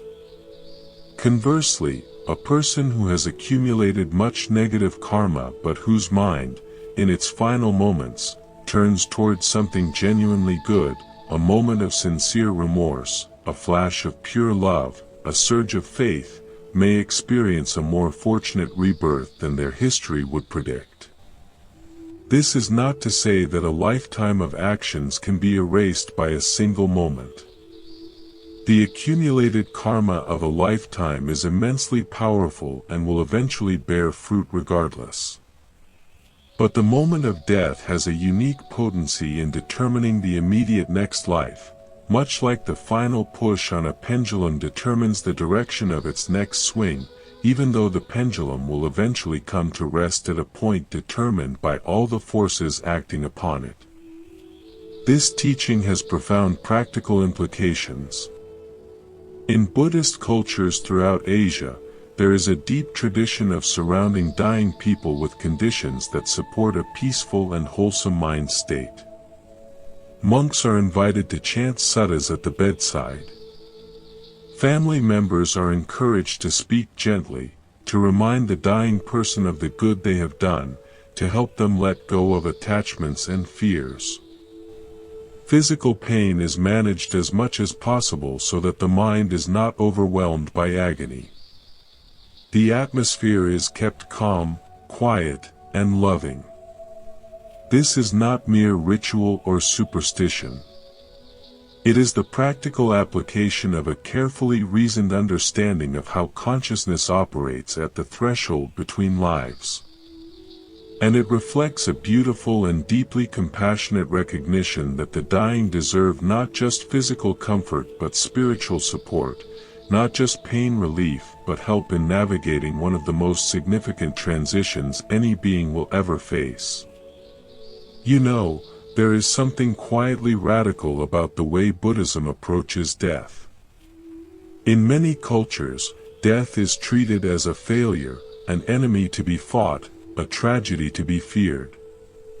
We build entire medical systems around the project of delaying death for as long as possible, which is understandable and not inherently wrong, but we rarely invest equal energy in helping people die well. Buddhism suggests that dying well is not just possible but critically important, and that how we die shapes what comes next in ways that extend far beyond the mourning period of the loved ones we leave behind. There is an account of the Venerable Channa, a monk in the time of the Buddha, that touches on this subject with remarkable sensitivity. Channa was suffering from a severe and painful illness that left him in constant agony. He declared his intention to take his own life, unable to bear the suffering any longer. Sariputta and Mahakunda visited him, concerned not about the social stigma of suicide but about the state of his mind at the moment of death. They questioned him carefully. When you contemplate this act, Channa, is your mind clinging to anything? Is there attachment? Is there aversion? Is there confusion about the nature of the aggregates? And Channa, with the clarity of a highly advanced practitioner, assured them that his mind was completely free. He did not cling to the body. He did not cling to feelings, perceptions, mental formations, or consciousness. He saw all five aggregates as impermanent, suffering, and not self. His mind was utterly at peace, free from every trace of craving and aversion. And the Buddha, when informed of Channa's death, confirmed that his passing had been blameless. Not because suicide is generally approved in Buddhism, it certainly is not, but because in this specific case, the mind that departed the body was a mind completely free from all the fetters that bind beings to the cycle of rebirth. Channa's final moment of consciousness was one of perfect clarity, perfect freedom, and therefore his passing did not lead to another turn of the wheel but to the complete cessation of suffering. This story is sometimes misunderstood, so it is worth being clear about what it does and does not teach. It does not teach that taking one's life is a path to liberation. For anyone whose mind is not completely free from attachment, which is virtually everyone, such an act would be driven by aversion to suffering, which is itself a form of craving, and would lead to further rebirth, potentially in unfavorable conditions. What the story teaches is the paramount importance of the mind's quality at the moment of death. It is the inner state, not the outer circumstances, that determines what comes next.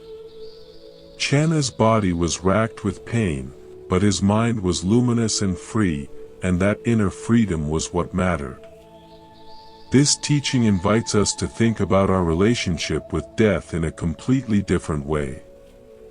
Instead of viewing death as something to be avoided at all costs, we can begin to see it as something to be prepared for, gently and wisely, throughout the course of our lives. Every moment of practice, every cultivation of kindness, every release of resentment, every deepening of understanding, all of it is preparation for that crucial transition. Not in a grim, anxious way, but in the same way that a musician practices scales and arpeggios, not because the performance itself will consist of scales and arpeggios, but because the preparation ensures that when the moment comes, the music flows naturally and beautifully. And speaking of preparation, the Buddhist tradition offers a teaching on the 5 daily recollections that connects the awareness of death to the awareness of karma and rebirth in a way that is both simple and profound. The Buddha encouraged all practitioners, monastic and lay alike, to reflect daily on 5 truths: that aging is inevitable, that sickness is inevitable, that death is inevitable, that everything and everyone we love will change and be separated from us, and that we are the owners and heirs of our own actions, that karma is the ground on which we stand. These are not depressing thoughts. They are clarifying thoughts. They cut through the fog of denial and distraction in which most of us spend our lives, and they bring us face to face with what is actually true. And in that encounter with truth, something opens up. A spaciousness appears. We stop clutching so desperately at things that cannot be held, and we begin to invest our energy in the things that truly endure, the quality of our hearts, the depth of our understanding, the sincerity of our love. Let us turn now to a question that many thoughtful people raise when they encounter the Buddhist teaching on rebirth. What about the relationship between rebirth and justice? Does karma explain why some people are born into wealth and ease while others are born into poverty and suffering? And if so, does that mean we should look at a person's suffering and conclude that they somehow deserve it because of their past actions? This is a critically important question, and the Buddhist answer is both more nuanced and more compassionate than many people realize. Yes, the Buddhist tradition does teach that the general circumstances of our birth are influenced by our karma from previous lives.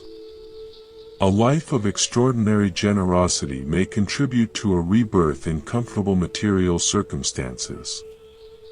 A life of cruelty may contribute to a rebirth marked by hardship. But this is only a partial truth, and treating it as the whole truth leads to a kind of spiritual cruelty that the Buddha would have found repugnant. The Buddha was very clear that karma is only one of 5 natural orders that shape our experience. The other 4 are the physical order, the biological order, the psychological order, and the order of the Dharma itself. A person born into poverty may be experiencing the ripening of past karma, but they may also be suffering due to unjust social systems, economic exploitation, natural disasters, or any number of causes that have nothing to do with their individual past actions. Reducing all suffering to karma is a misunderstanding that the Buddha himself corrected on multiple occasions. In the Savaka Sutta, the Buddha directly addressed the claim, common among some ascetics of his time, that all pleasure and pain are entirely the result of past karma. He called this view, going beyond what is known, and stated plainly that many other causes contribute to our experience: bile disorders, phlegm disorders, wind disorders, the combination of these, changes in weather, poor self-care, sudden events, and the ripening of past karma. Notice that karma appears as only one item on a list of 8. The Buddha was a careful thinker who resisted simplistic, one-size-fits-all explanations, and he expected his followers to do the same. So when we see someone suffering, the appropriate Buddhist response is not to shrug and say, "That must be their karma."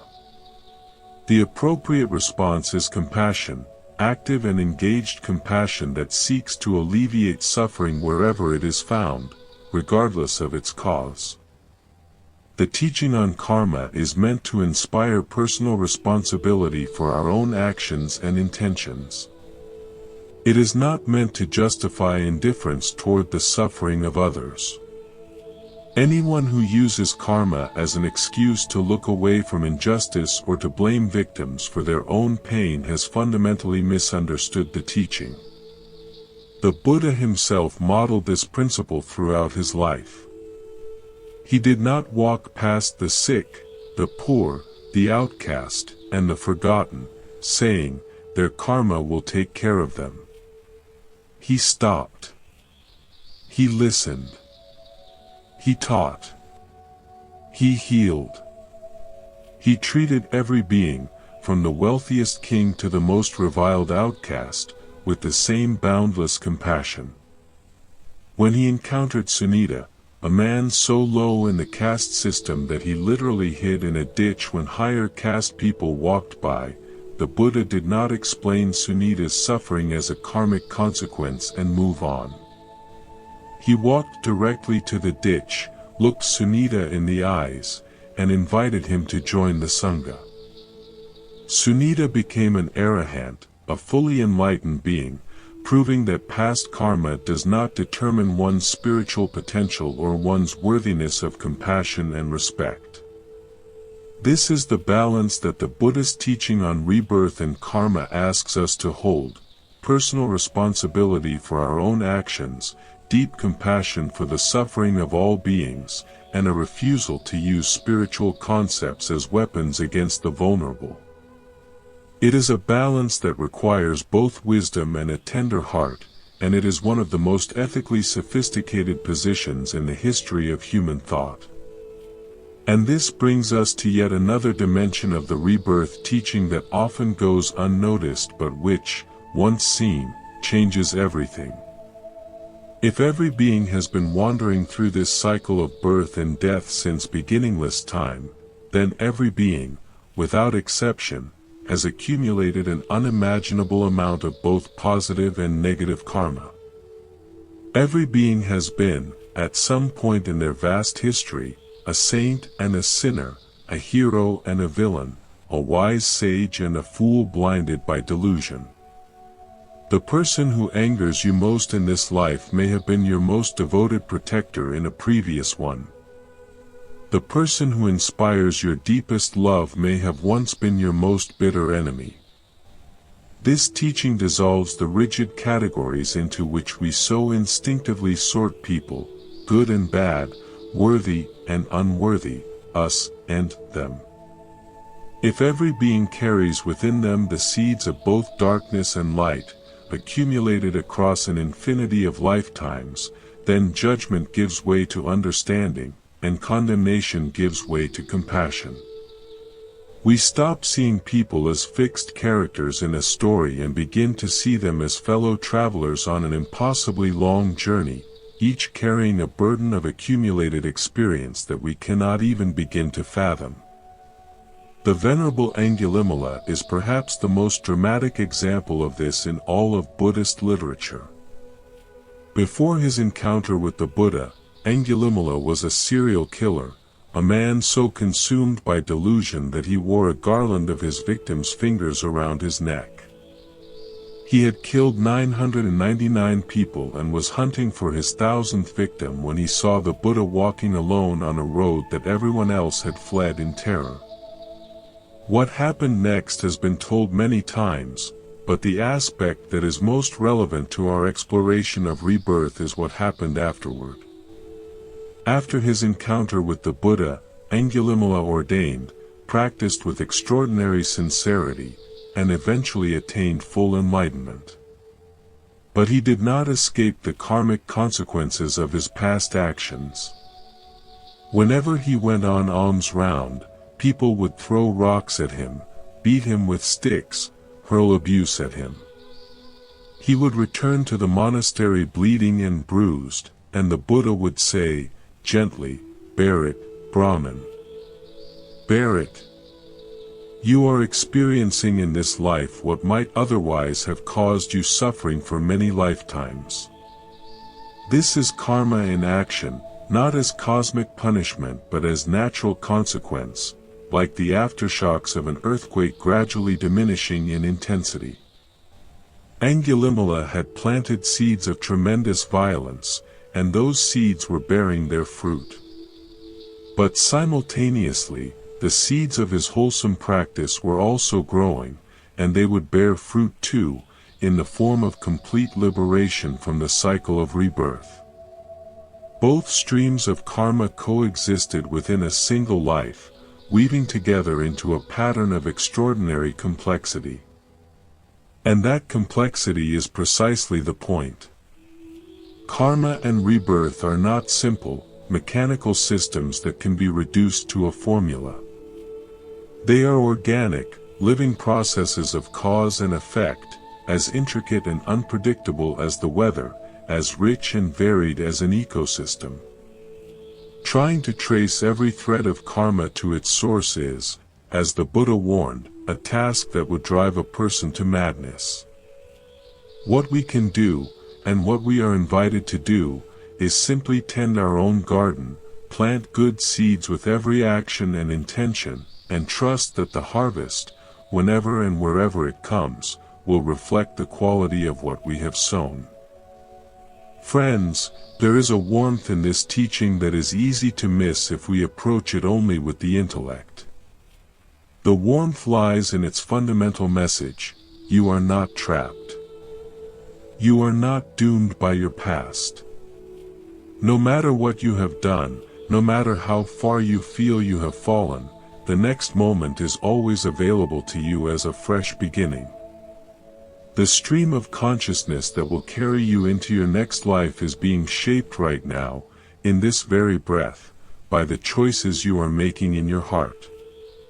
And every choice toward kindness, every choice toward understanding, every choice toward letting go of what no longer serves you, tilts the entire trajectory of your existence towards something brighter. The Buddhist understanding of rebirth is ultimately not a doctrine to be believed or rejected. It is a lens through which to see the world, a way of understanding the depth and interconnectedness of all life, a reminder that we are embedded in something far vaster and more mysterious than the narrow slice of experience we call my life. And when we begin to see through that lens, even tentatively, even imperfectly, something changes in the way we move through the world. We become a little kinder, a little more patient, a little more willing to extend the benefit of the doubt to the stranger on the street who is having a terrible day. Because who knows? Perhaps, in a life we cannot remember, that stranger once saved ours. There is an old Buddhist saying that captures this beautifully: in this beginningless round of existence, it is hard to find a being who has not at some time been your mother, your father, your son, your daughter, your brother, your sister. And when those words truly land, when they move from the head to the heart, they do not just change how we think about rebirth. They change how we treat the person behind the counter at the grocery store, the driver who cuts us off in traffic, the neighbor whose music is too loud at midnight. They soften something inside us that we did not even know was hard. Let us dwell for a moment on a story that the Buddhist tradition preserves with great care, a story about a prince named Tamiya that illuminates the relationship between past life memory and present life choices in a way that few other stories do. This is one of the great Jataka tales, and it reveals something profound about how the awareness of rebirth can shape the course of an entire life. In a distant age, the Bodhisattva was born as Prince Tamiya, the beloved only son of a powerful king. The kingdom rejoiced at his birth. The palace was decorated with flowers and banners. Musicians played, poets sang, and the entire realm celebrated the arrival of the heir who would one day sit upon the throne and continue his father's legacy of power and authority. But something happened when Tamiya was just a month old, something that no one in the palace could have anticipated or understood. The infant prince was lying on his father's lap during a court session when the king, in the course of his royal duties, pronounced a series of harsh punishments upon convicted criminals. Tamiya, cradled in his father's arms, heard the orders. This man would be beaten with thorned whips, that man would be imprisoned in chains, another would be executed. And in that moment, a flood of memories crashed through the infant's mind like a wave breaking through a dam. He remembered. He remembered a previous life in which he himself had been a king. He remembered sitting on a throne very much like his father's, issuing orders very much like these, sending men to be beaten, imprisoned, killed. And he remembered what had happened as a result. After death, the karmic consequences of those royal commands had carried him into a realm of terrible suffering, where he had endured agonies beyond description for what felt like an eternity. He remembered every moment of it. The memory was not vague or dreamlike. It was sharp, vivid, and searing, as real as the silk cushion beneath him and the warmth of his father's body against his back. The infant prince was seized by a terror that went far deeper than anything a month-old child should have been capable of feeling. He understood, with a clarity born of direct experience across lifetimes, that kingship was a trap. The power that everyone around him coveted, the throne that the entire kingdom was preparing him to inherit, was nothing but a gateway to unimaginable suffering. Every command a king issues, every punishment he authorizes, every war he wages, plants seeds of karma that will bear bitter fruit for lifetimes to come. And Tamiya, who had already tasted that fruit, resolved in that moment that he would never, under any circumstances, become a king. But how does a month-old baby refuse a throne? He could not speak his reasons. He could not explain the memories that burned inside him. He could not simply announce to the court that he had seen his own past lives and wished to renounce his inheritance. So he did the only thing he could think of: he pretended to be disabled. From that day forward, little Tamiya feigned complete deafness, complete muteness, and complete paralysis. He did not respond to sounds. He did not speak a single word. He did not move his limbs. He lay perfectly still, day after day, month after month, year after year, while the court physicians examined him, while his parents wept over him, while the ministers debated what to do with a prince who seemed utterly incapable of ever ruling the kingdom. For 16 years, Tamiya maintained this act. 16 years of lying motionless while the world swirled around him. 16 years of hearing his mother's tears and his father's despair and choosing, again and again, to remain silent. The resolve required for such a sustained deception is almost beyond imagination. There were moments when he was tested deliberately, when servants placed his favorite foods just out of reach to see if he would move toward them, when they brought elephants to charge at him to see if he would flinch, when they set fires near him to see if he would cry out. He endured it all with the stillness of a stone, because the memory of what kingship had cost him in his previous life was more powerful than any test the court could devise. Finally, when it became clear that the prince would never rule, the king's advisors convinced him to have Tamiya taken to the cemetery and buried alive, as was the custom for royal children deemed unfit. A charioteer named Sunanda was given the grim task. He loaded the motionless prince onto a chariot and drove to the burial ground. But when they arrived, Tamiya, knowing that the moment of his liberation had finally come, stood up for the first time in 16 years, stretched his perfectly healthy limbs, and spoke for the first time since infancy. Sunanda was astonished beyond words. The prince explained everything: the past life memories, the terror of kingship, the resolve to avoid the throne at any cost, the 16 years of silence and stillness. He spoke with such wisdom and compassion that Sunanda was moved to tears. When the king and queen were brought to the cemetery and heard their son's explanation, they too were overwhelmed. And Tamiya, rather than returning to the palace, renounced the world entirely and became a forest ascetic, choosing a life of simplicity and spiritual practice over the gilded cage of royal power. This story is extraordinary on many levels, but what makes it most relevant to our exploration is the way it depicts past life memory as a force that can fundamentally redirect a person's entire existence. Tamiya did not just vaguely feel that something was wrong with the idea of becoming a king. He specifically remembered the karmic consequences of his previous kingship, and that specific memory gave him the strength to endure 16 years of apparent disability rather than walk a path he knew would lead to suffering. Now, most of us do not have memories this vivid or this specific. But the Buddhist tradition suggests that even without conscious recall, our past life experiences influence us in subtle but powerful ways. The inexplicable fears that have no basis in our current life experience. The talents that seem to come from nowhere. The attractions and aversions that we cannot explain rationally.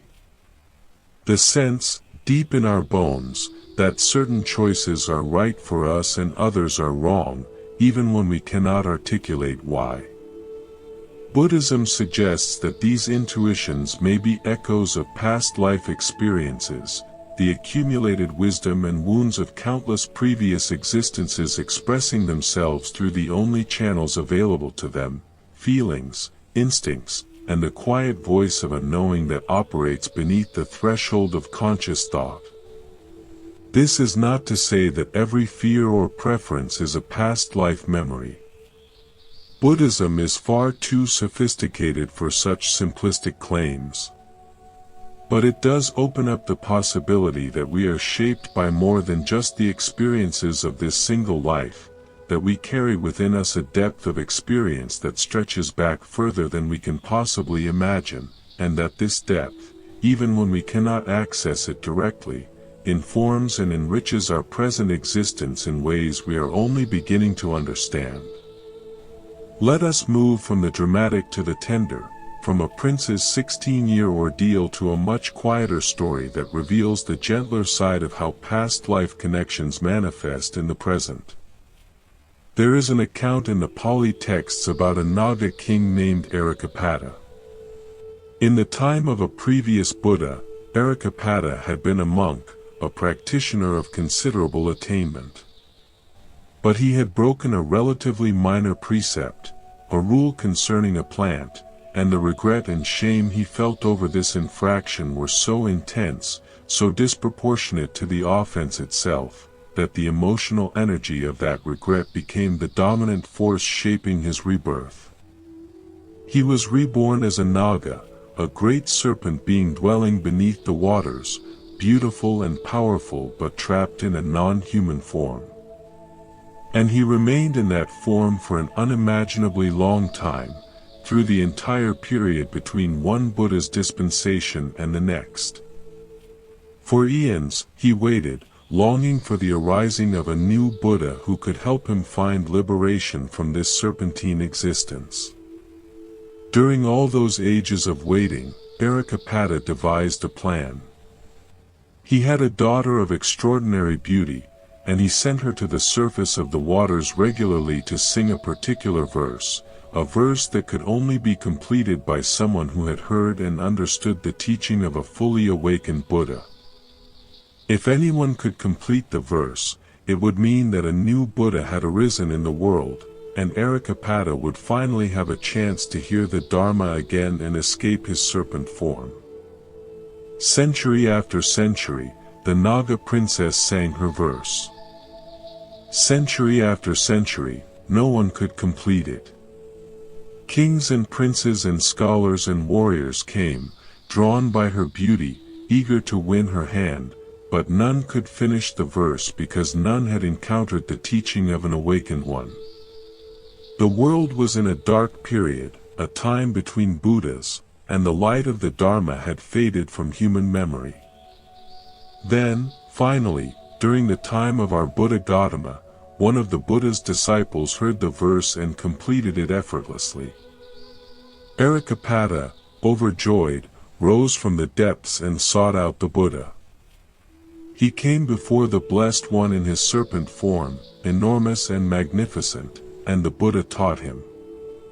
But here is the heartbreaking part, because of the nature of his rebirth, because the Naga form carries inherent limitations on the depth of meditative attainment possible, Erikapada could not fully realize the Dharma in that life. He would have to wait, continue to practice as best he could within his limitations, and hope for a more fortunate rebirth in a future life where the conditions would align for full liberation. This story moves something deep inside, does it not? Here is a being who made one mistake, one relatively minor infraction, but whose emotional response to that mistake was so powerful that it shaped his existence for eons. He did not commit a great crime. He did not murder or steal or deceive. He broke a small rule about a plant. But the guilt he carried, the shame, the self-condemnation, became so heavy that it dragged him down into a form where liberation itself was beyond his reach. There is a lesson here that goes beyond the specifics of monastic discipline. How many of us are carrying guilt over past mistakes that is far out of proportion to the actual offense? How many of us are punishing ourselves, day after day, year after year, for something that, viewed from a wider perspective, was a relatively small stumble on a very long road? The story of Erikapada is a gentle but powerful reminder that the energy of our emotional responses matters enormously. It is not just what we do that creates karma. It is how we feel about what we have done. Excessive guilt, when it hardens into a permanent state of self-condemnation, can become its own form of suffering, its own karmic force, dragging us into places we do not need to go. The Buddhist response to guilt is not denial or suppression. It is acknowledgement, followed by genuine remorse, followed by a resolve to do better, followed by letting go. The Pali word for this healthy form of remorse is hiri, and it is considered a beautiful and wholesome quality, guardian of the world that keeps us on the path of integrity. But hiri is light and mobile. It does its work and moves on, like a rain shower that cleanses the air and then gives way to sunshine. What Erikapada experienced was not hiri but something heavier, a chronic self-punishment that became a prison of its own making.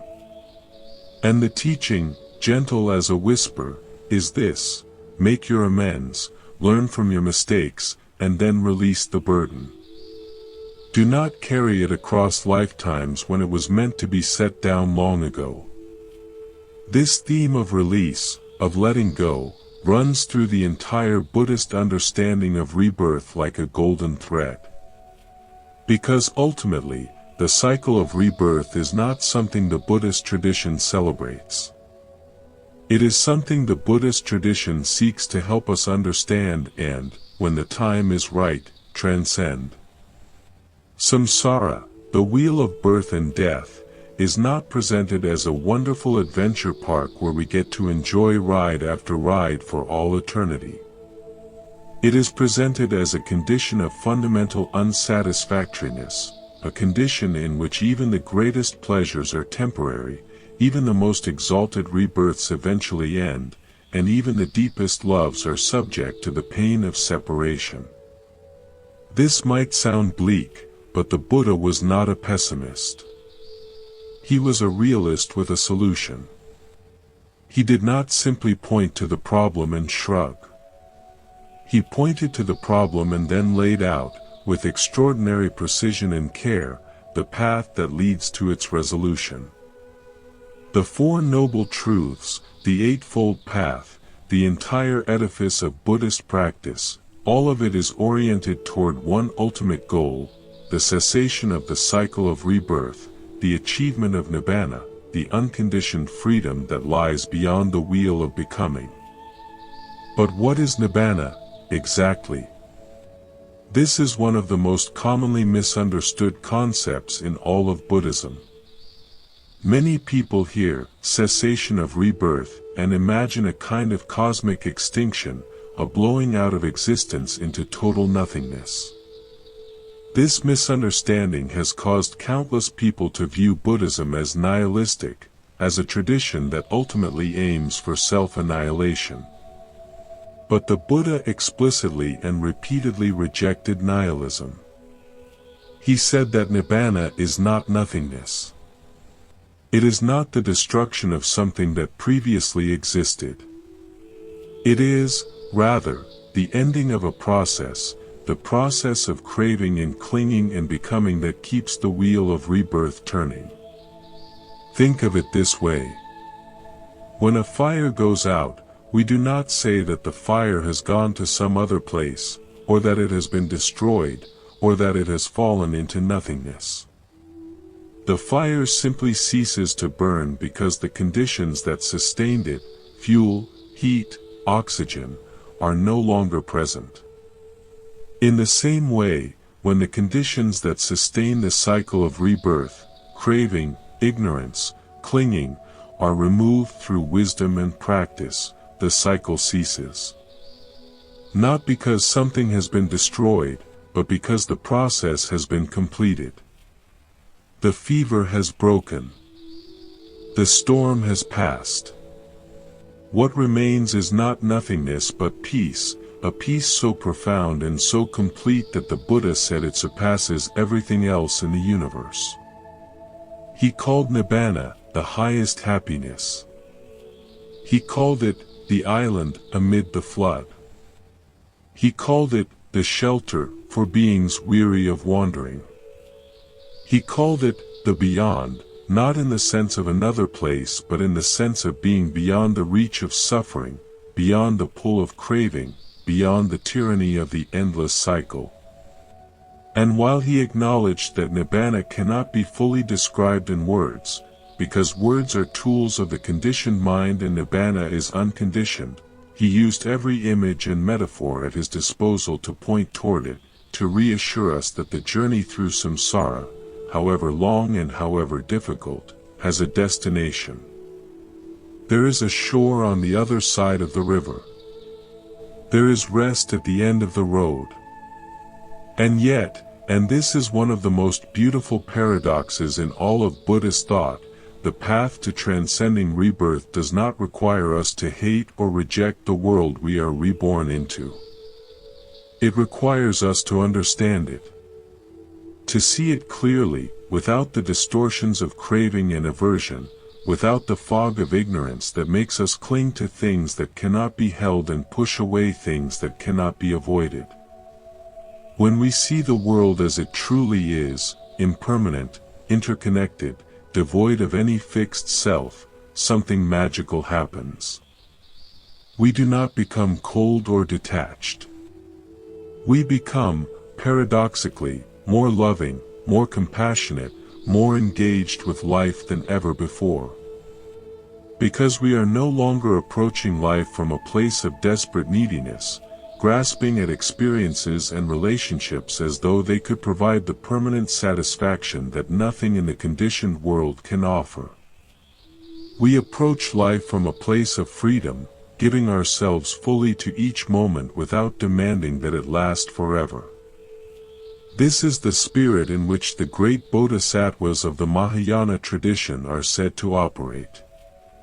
Beings who have developed sufficient wisdom and compassion to achieve nibbana choose, out of boundless love for all beings, to continue being reborn in the world in order to help others. They enter the cycle not because they are trapped by it but because they have transcended it so completely that they can move within it freely, like a lotus that grows in muddy water but is never stained by it. Their rebirth is not driven by craving but by compassion, not by ignorance but by wisdom, not by the blind momentum of karma but by the conscious intention to be of service wherever suffering exists. This bodhisattva ideal represents a breathtaking expansion of the concept of rebirth. It transforms rebirth from something to be endured and eventually escaped into something that can be embraced and used as a vehicle for the most profound kind of love. The bodhisattva says, in effect, as long as there are beings who suffer, this being will continue to be reborn among them. Not because this being must, but because this being chooses to. And that choice, made from a place of perfect freedom and perfect compassion, is one of the most beautiful ideas the human mind has ever conceived. Whether or not you resonate with the bodhisattva path specifically, the underlying principle speaks to something universal.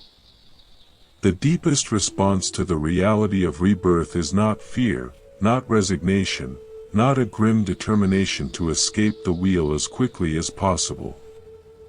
It is a kind of tender courage, a willingness to engage fully with this life, this moment, this breath, knowing that it is part of something much larger than we can see, and trusting that every act of kindness, every moment of clarity, every gesture of love contributes to the well-being not only of this life but of all the lives that follow, both our own and those of every being we touch. There is a moment in the suttas that captures this spirit with an intimacy that makes it feel as though the Buddha is speaking directly to each of us, across the centuries, with the warmth of someone who has been exactly where we are and who knows the way through. He said, just as the great ocean has one taste, the taste of salt, so too this Dharma and discipline has one taste, the taste of freedom. Freedom is not something reserved for the end of the journey. It is available in every step along the way. Every time you choose kindness over cruelty, presence over distraction, understanding over judgment, you are tasting freedom. Every time you let go of a grudge that was poisoning your heart, or forgive yourself for a mistake you have been carrying for years, or look at another being with eyes of compassion rather than contempt, you are tasting freedom. And that taste, once known, becomes its own kind of compass, guiding you through the wilderness of samsara toward the peace that awaits on the other side. Some people ask whether it is possible to believe in rebirth without being Buddhist, or whether one must accept the entire framework of Buddhist philosophy in order to take the idea of rebirth seriously. The honest answer is that the concept of rebirth, in various forms, appears in traditions and cultures far beyond the boundaries of Buddhism.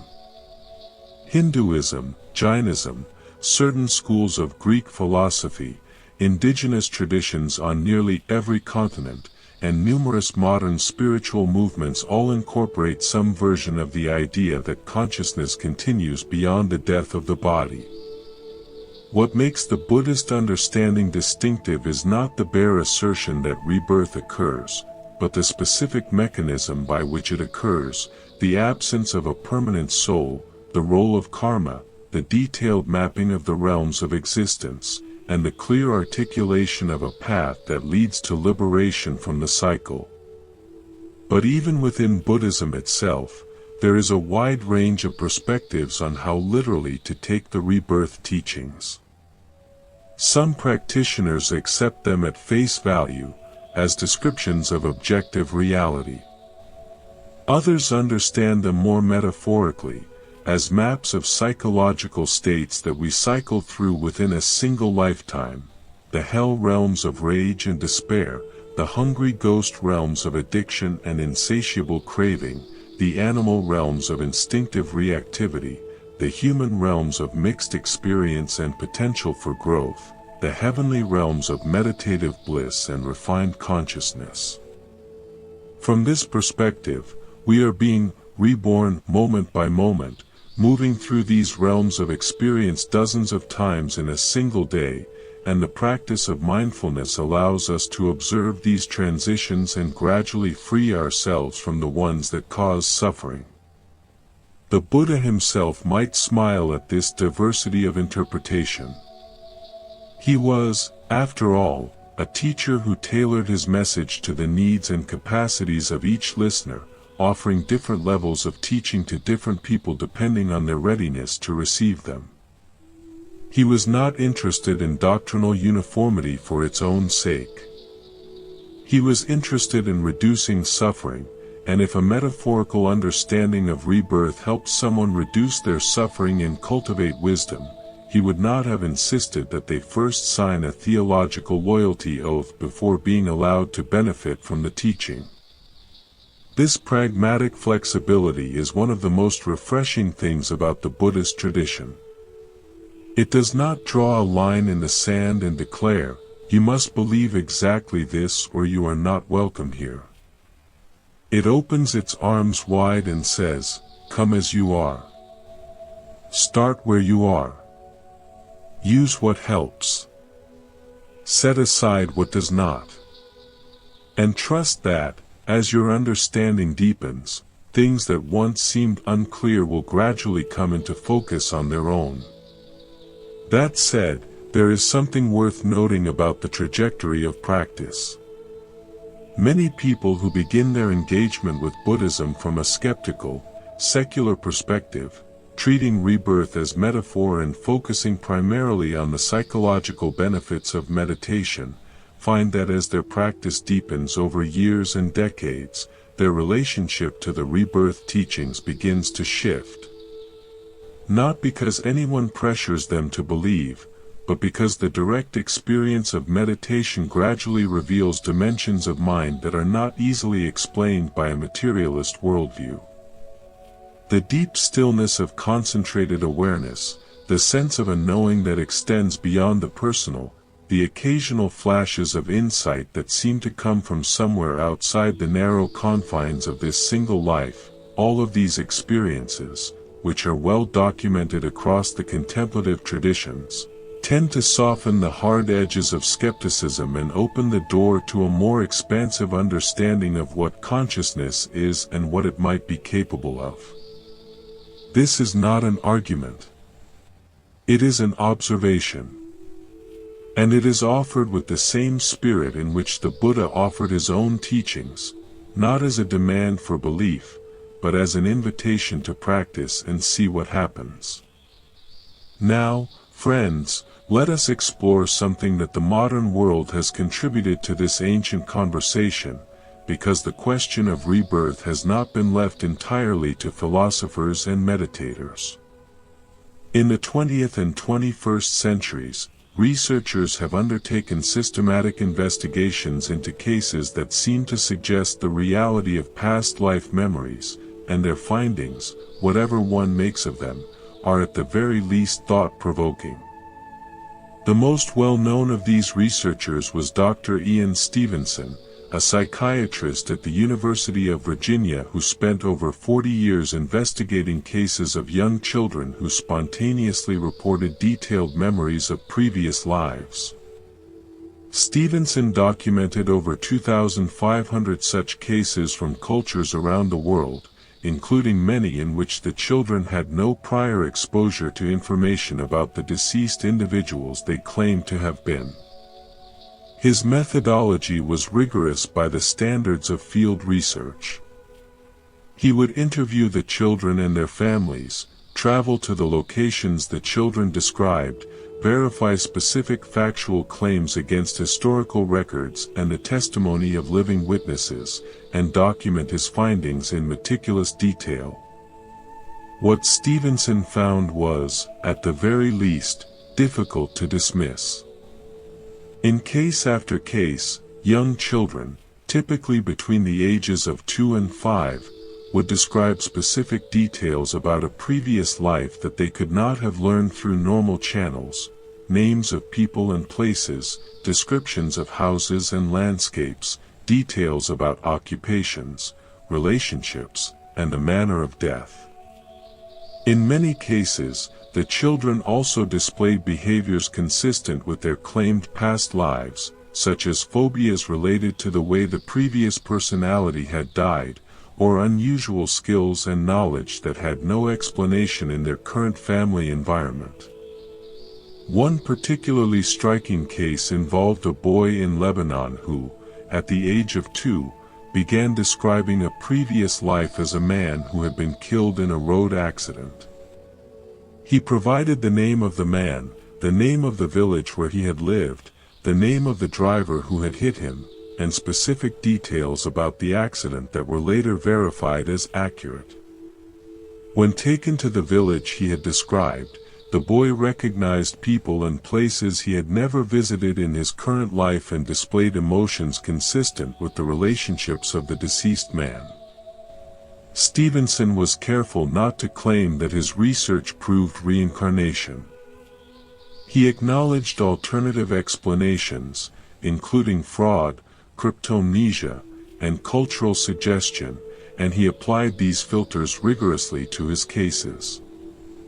But he maintained that the strongest cases in his collection could not be adequately explained by any of these alternative hypotheses and that some form of survival of consciousness after death remained the most parsimonious explanation for the data. His work has been continued by Dr. Jim Tucker, also at the University of Virginia, who has focused particularly on cases in Western cultures where belief in reincarnation is not part of the dominant cultural framework, thereby reducing the likelihood that the children's reports are shaped by cultural expectation.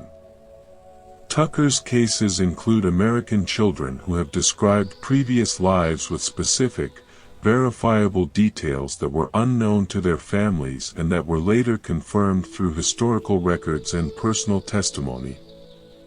Now, it is important to hold this research with an open but discerning mind, exactly as the Buddha would have encouraged. These studies do not prove rebirth in the way that a laboratory experiment proves a chemical reaction. The evidence is suggestive, not conclusive. There are legitimate methodological questions and alternative explanations that deserve serious consideration. And the plural of anecdote is not data, no matter how compelling individual cases may be. But what is interesting from a Buddhist perspective is how closely the patterns observed in this modern research match the descriptions found in the ancient texts. The fact that past life memories are most vivid in very young children and tend to fade as the child grows older is consistent with the Buddhist teaching that new sensory input and experiences gradually bury past life memories beneath layers of fresh experience. The fact that the manner of death in the previous life often leaves a strong imprint, manifesting as phobias or even birthmarks in the new life, is consistent with the Buddhist understanding that the mental state at the time of death has a particularly powerful karmic influence. And the fact that these memories arise spontaneously, without hypnosis or suggestion, is consistent with the Buddhist teaching that past life recall is a natural capacity of consciousness that can emerge under the right conditions. None of this proves anything definitive. But it suggests that the Buddhist understanding of rebirth is not simply an article of blind faith. It is a coherent framework that generates predictions which can, in principle, be tested against observable phenomena.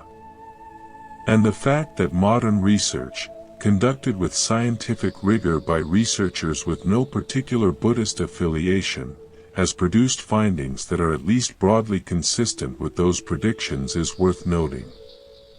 Let us return now from the realm of modern research to the heart of the Buddhist tradition itself, because there is one more dimension of the rebirth teaching that deserves our attention, and it is perhaps the most intimate and the most transformative of all.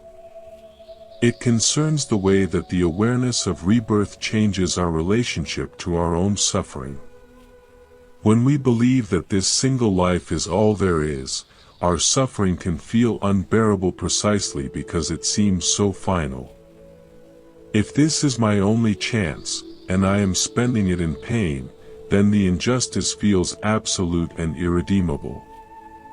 There is no larger context within which my suffering might make sense, no longer arc within which this particular chapter of difficulty might eventually give way to something brighter.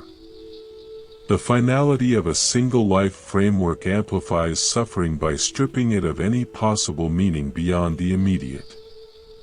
The awareness of rebirth changes this, not by minimizing suffering or by offering it as some kind of cosmic justification for pain, but by placing it within a vastly larger context. If this life is one chapter in an inconceivably long story, then the suffering of this particular chapter, while still real and still deserving of compassionate response, is not the whole story. There have been chapters of great joy, and there will be again. There have been chapters of deep wisdom, and there will be again. The current difficulty, however intense, is temporary in the largest possible sense of the word. This is not a call to passive acceptance of suffering. The Buddhist tradition is absolutely clear that suffering should be addressed, alleviated, and ultimately transcended through wisdom and practice. But the awareness of rebirth provides a kind of spaciousness around our pain that can make it more bearable.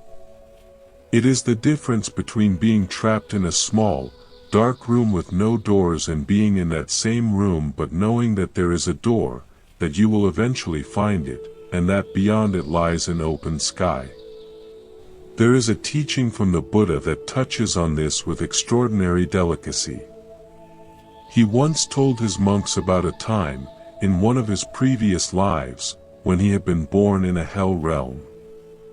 This was not the Buddha at his most exalted but the Buddha at his most vulnerable, suffering in conditions of extreme torment.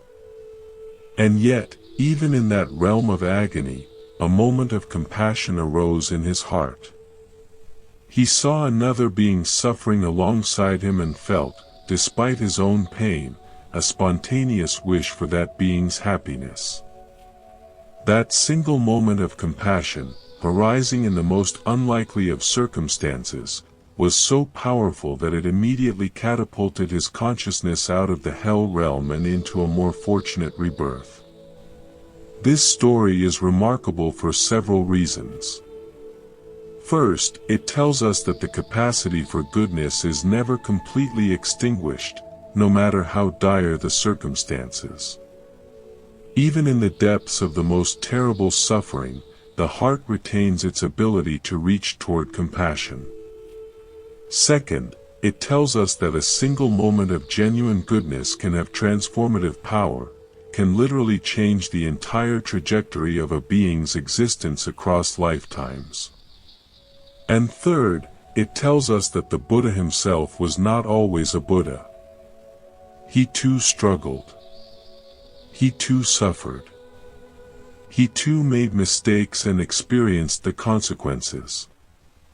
His journey to full awakening passed through every conceivable form of difficulty, and it was precisely that journey, with all its pain and all its beauty, that gave his compassion its extraordinary depth and universality.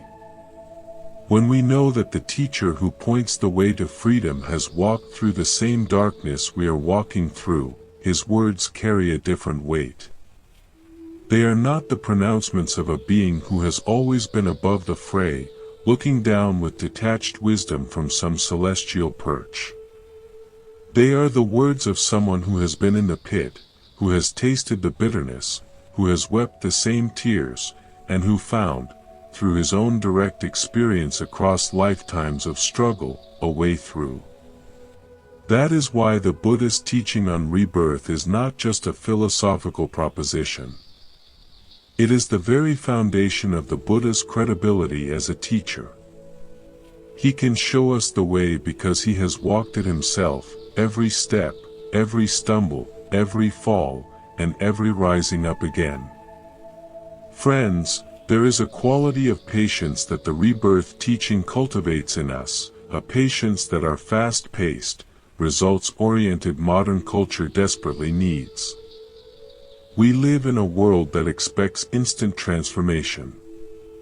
We want to meditate for a week and achieve enlightenment. We want to read one book and have all our problems solved. We want a quick fix for the suffering that has been accumulating across, if the Buddhist teaching is correct, an incalculable number of lifetimes. The teaching on rebirth gently reminds us that deep transformation takes time. Not just years or decades, but lifetimes.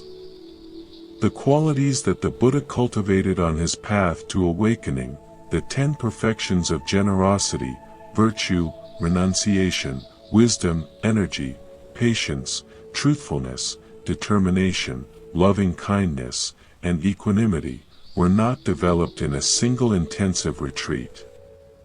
They were cultivated across an almost unimaginable span of time, life after life after life, each life adding another layer of depth and refinement to the foundation.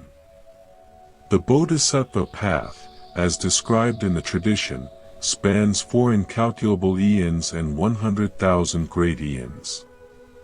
The numbers are meant to stagger the mind, to convey a timescale so vast that the human brain simply cannot process it. And yet, rather than being discouraging, this teaching can be profoundly liberating.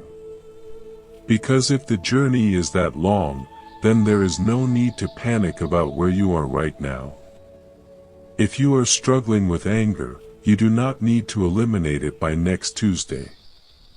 If you are wrestling with grief, you do not need to have it all figured out before the month is over.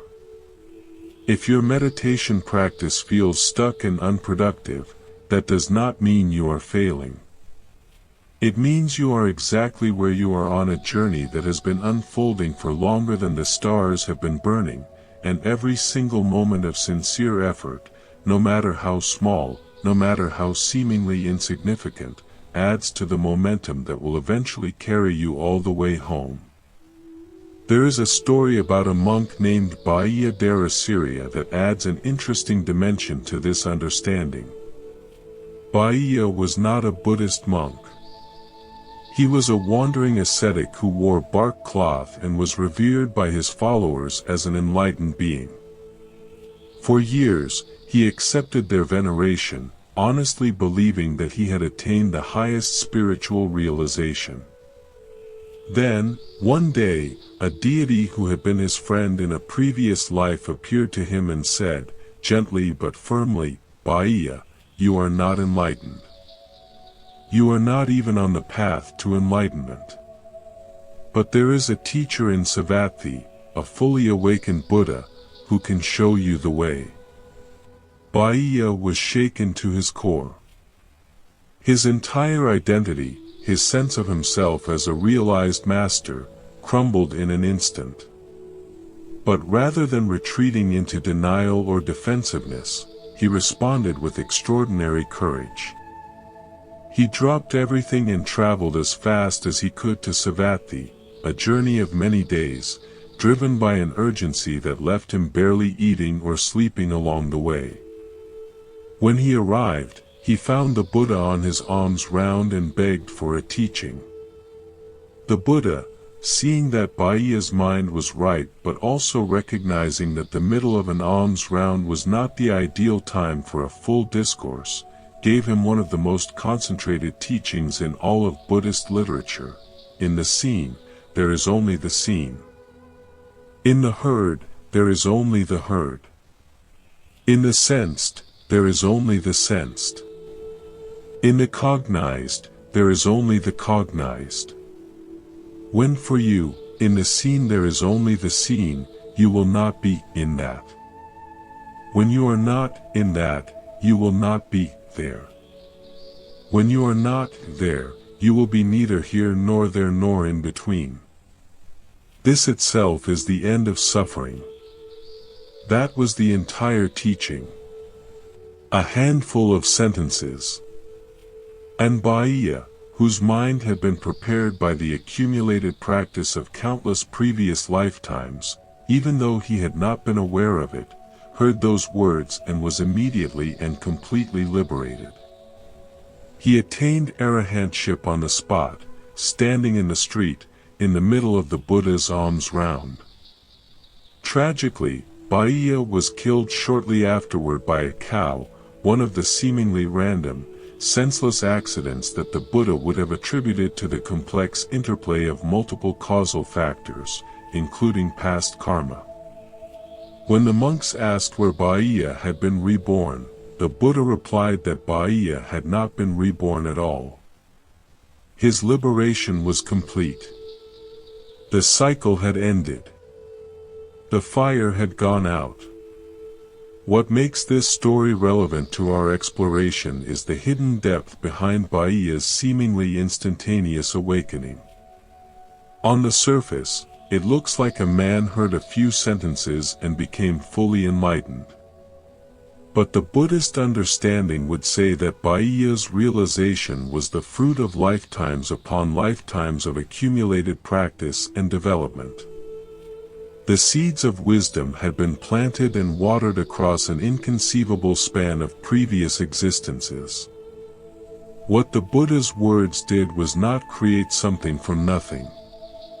They simply provided the final condition that allowed everything that had been building for eons to finally ripen.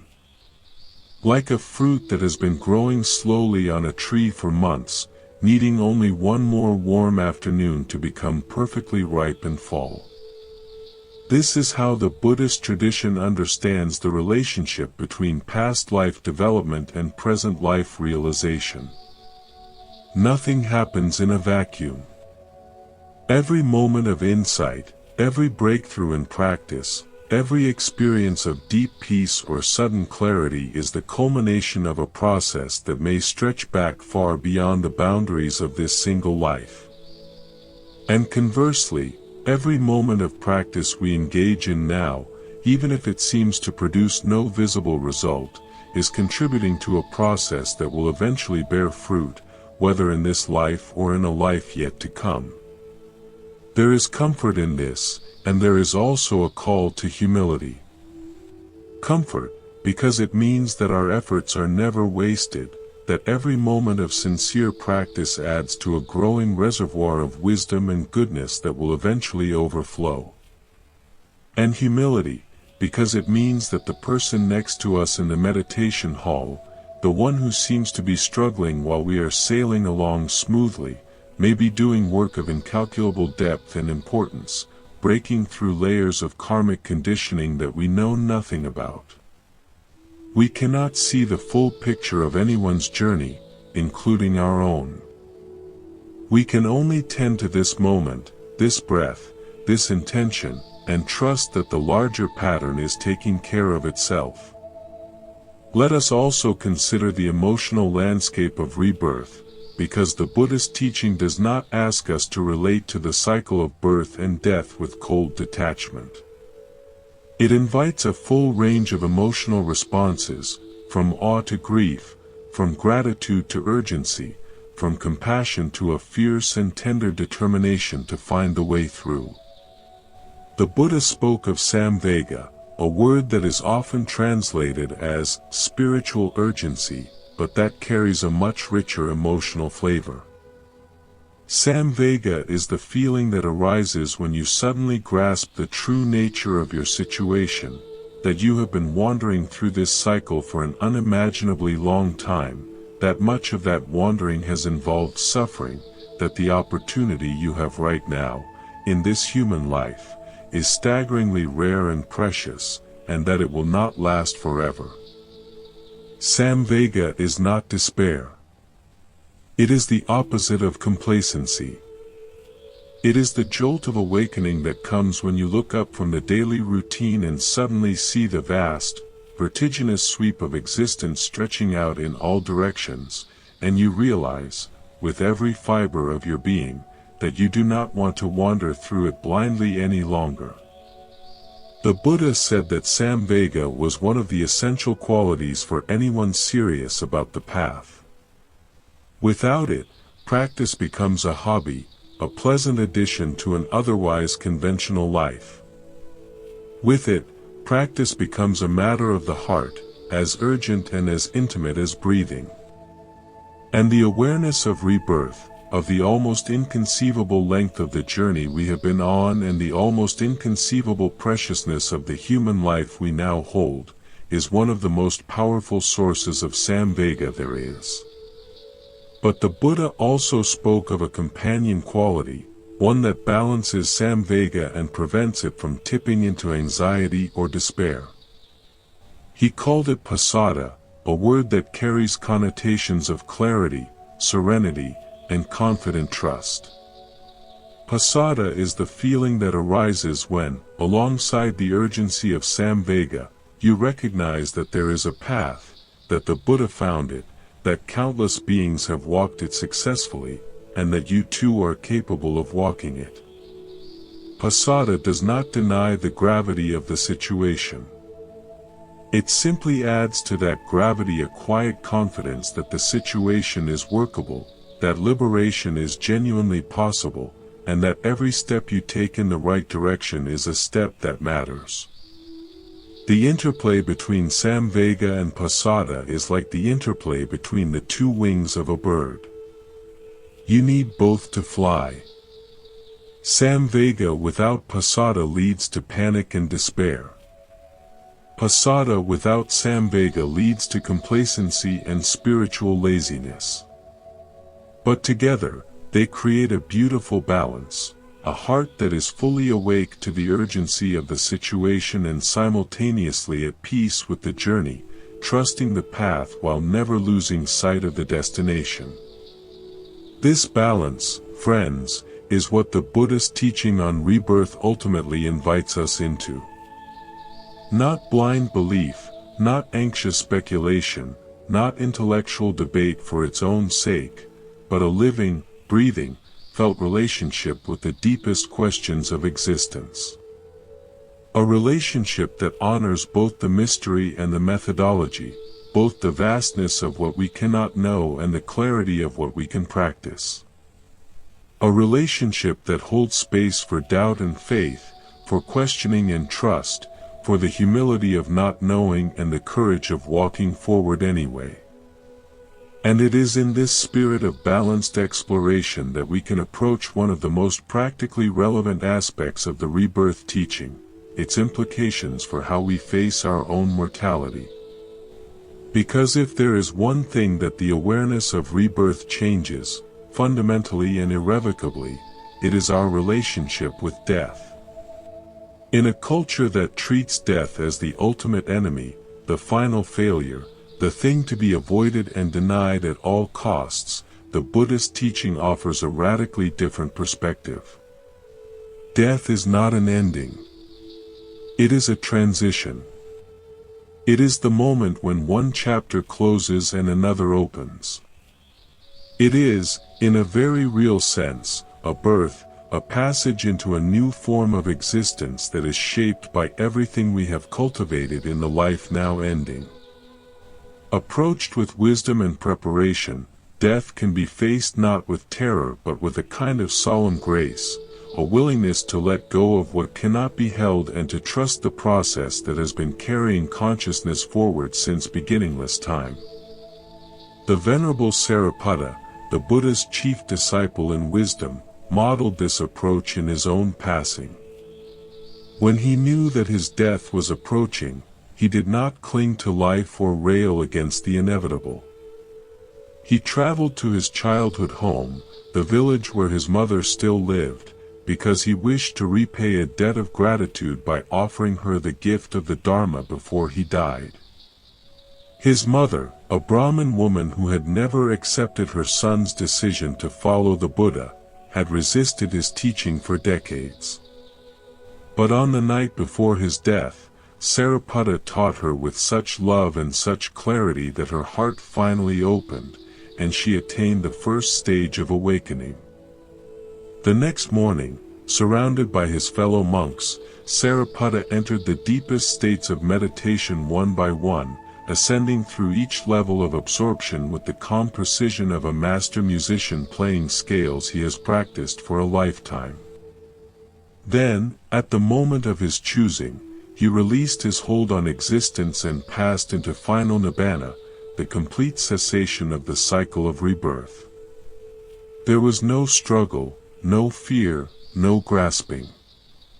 There was only the serene and deliberate completion of a journey that had spanned more lifetimes than the human mind can conceive. When news of Sariputta's passing reached the Buddha, even the Blessed One, who had long since transcended ordinary grief, acknowledged the magnitude of the loss. He said it was as though a great tree had lost its largest branch. And yet there was no sorrow in the deepest sense, because the Buddha knew, with the certainty of direct knowledge, that Sariputta had not been destroyed. He had been liberated. The fire that had burned for an inconceivable number of lifetimes had finally, peacefully, gone out. And what remained was not absence but freedom, not nothingness but the unconditioned peace that the entire Buddhist path points toward. This way of approaching death, with preparation, with clarity, with a trust born of deep practice and understanding, is one of the most practical gifts that the Buddhist teaching on rebirth offers to the modern world. We live in a time when death has been largely removed from everyday life, hidden away in hospitals and nursing homes, sanitized and medicalized until it feels like something that happens behind closed doors rather than the most natural and universal of all human experiences. Many people reach the end of their lives having never witnessed a death, never sat with a dying person, never allowed themselves to truly contemplate the fact that they too will one day take a final breath. The Buddhist tradition offers a different approach. It encourages us to befriend death, not in a morbid or fatalistic way, but with the same gentle curiosity we might bring to any other aspect of our experience. It invites us to sit with the reality of our mortality regularly, not to frighten ourselves but to clarify our priorities, deepen our appreciation for the time we have, and prepare our minds for a transition that will come whether we are ready for it or not. And the teaching on rebirth adds a crucial dimension to this preparation. If death is not the end but a doorway, then preparing for death is not just about making peace with oblivion.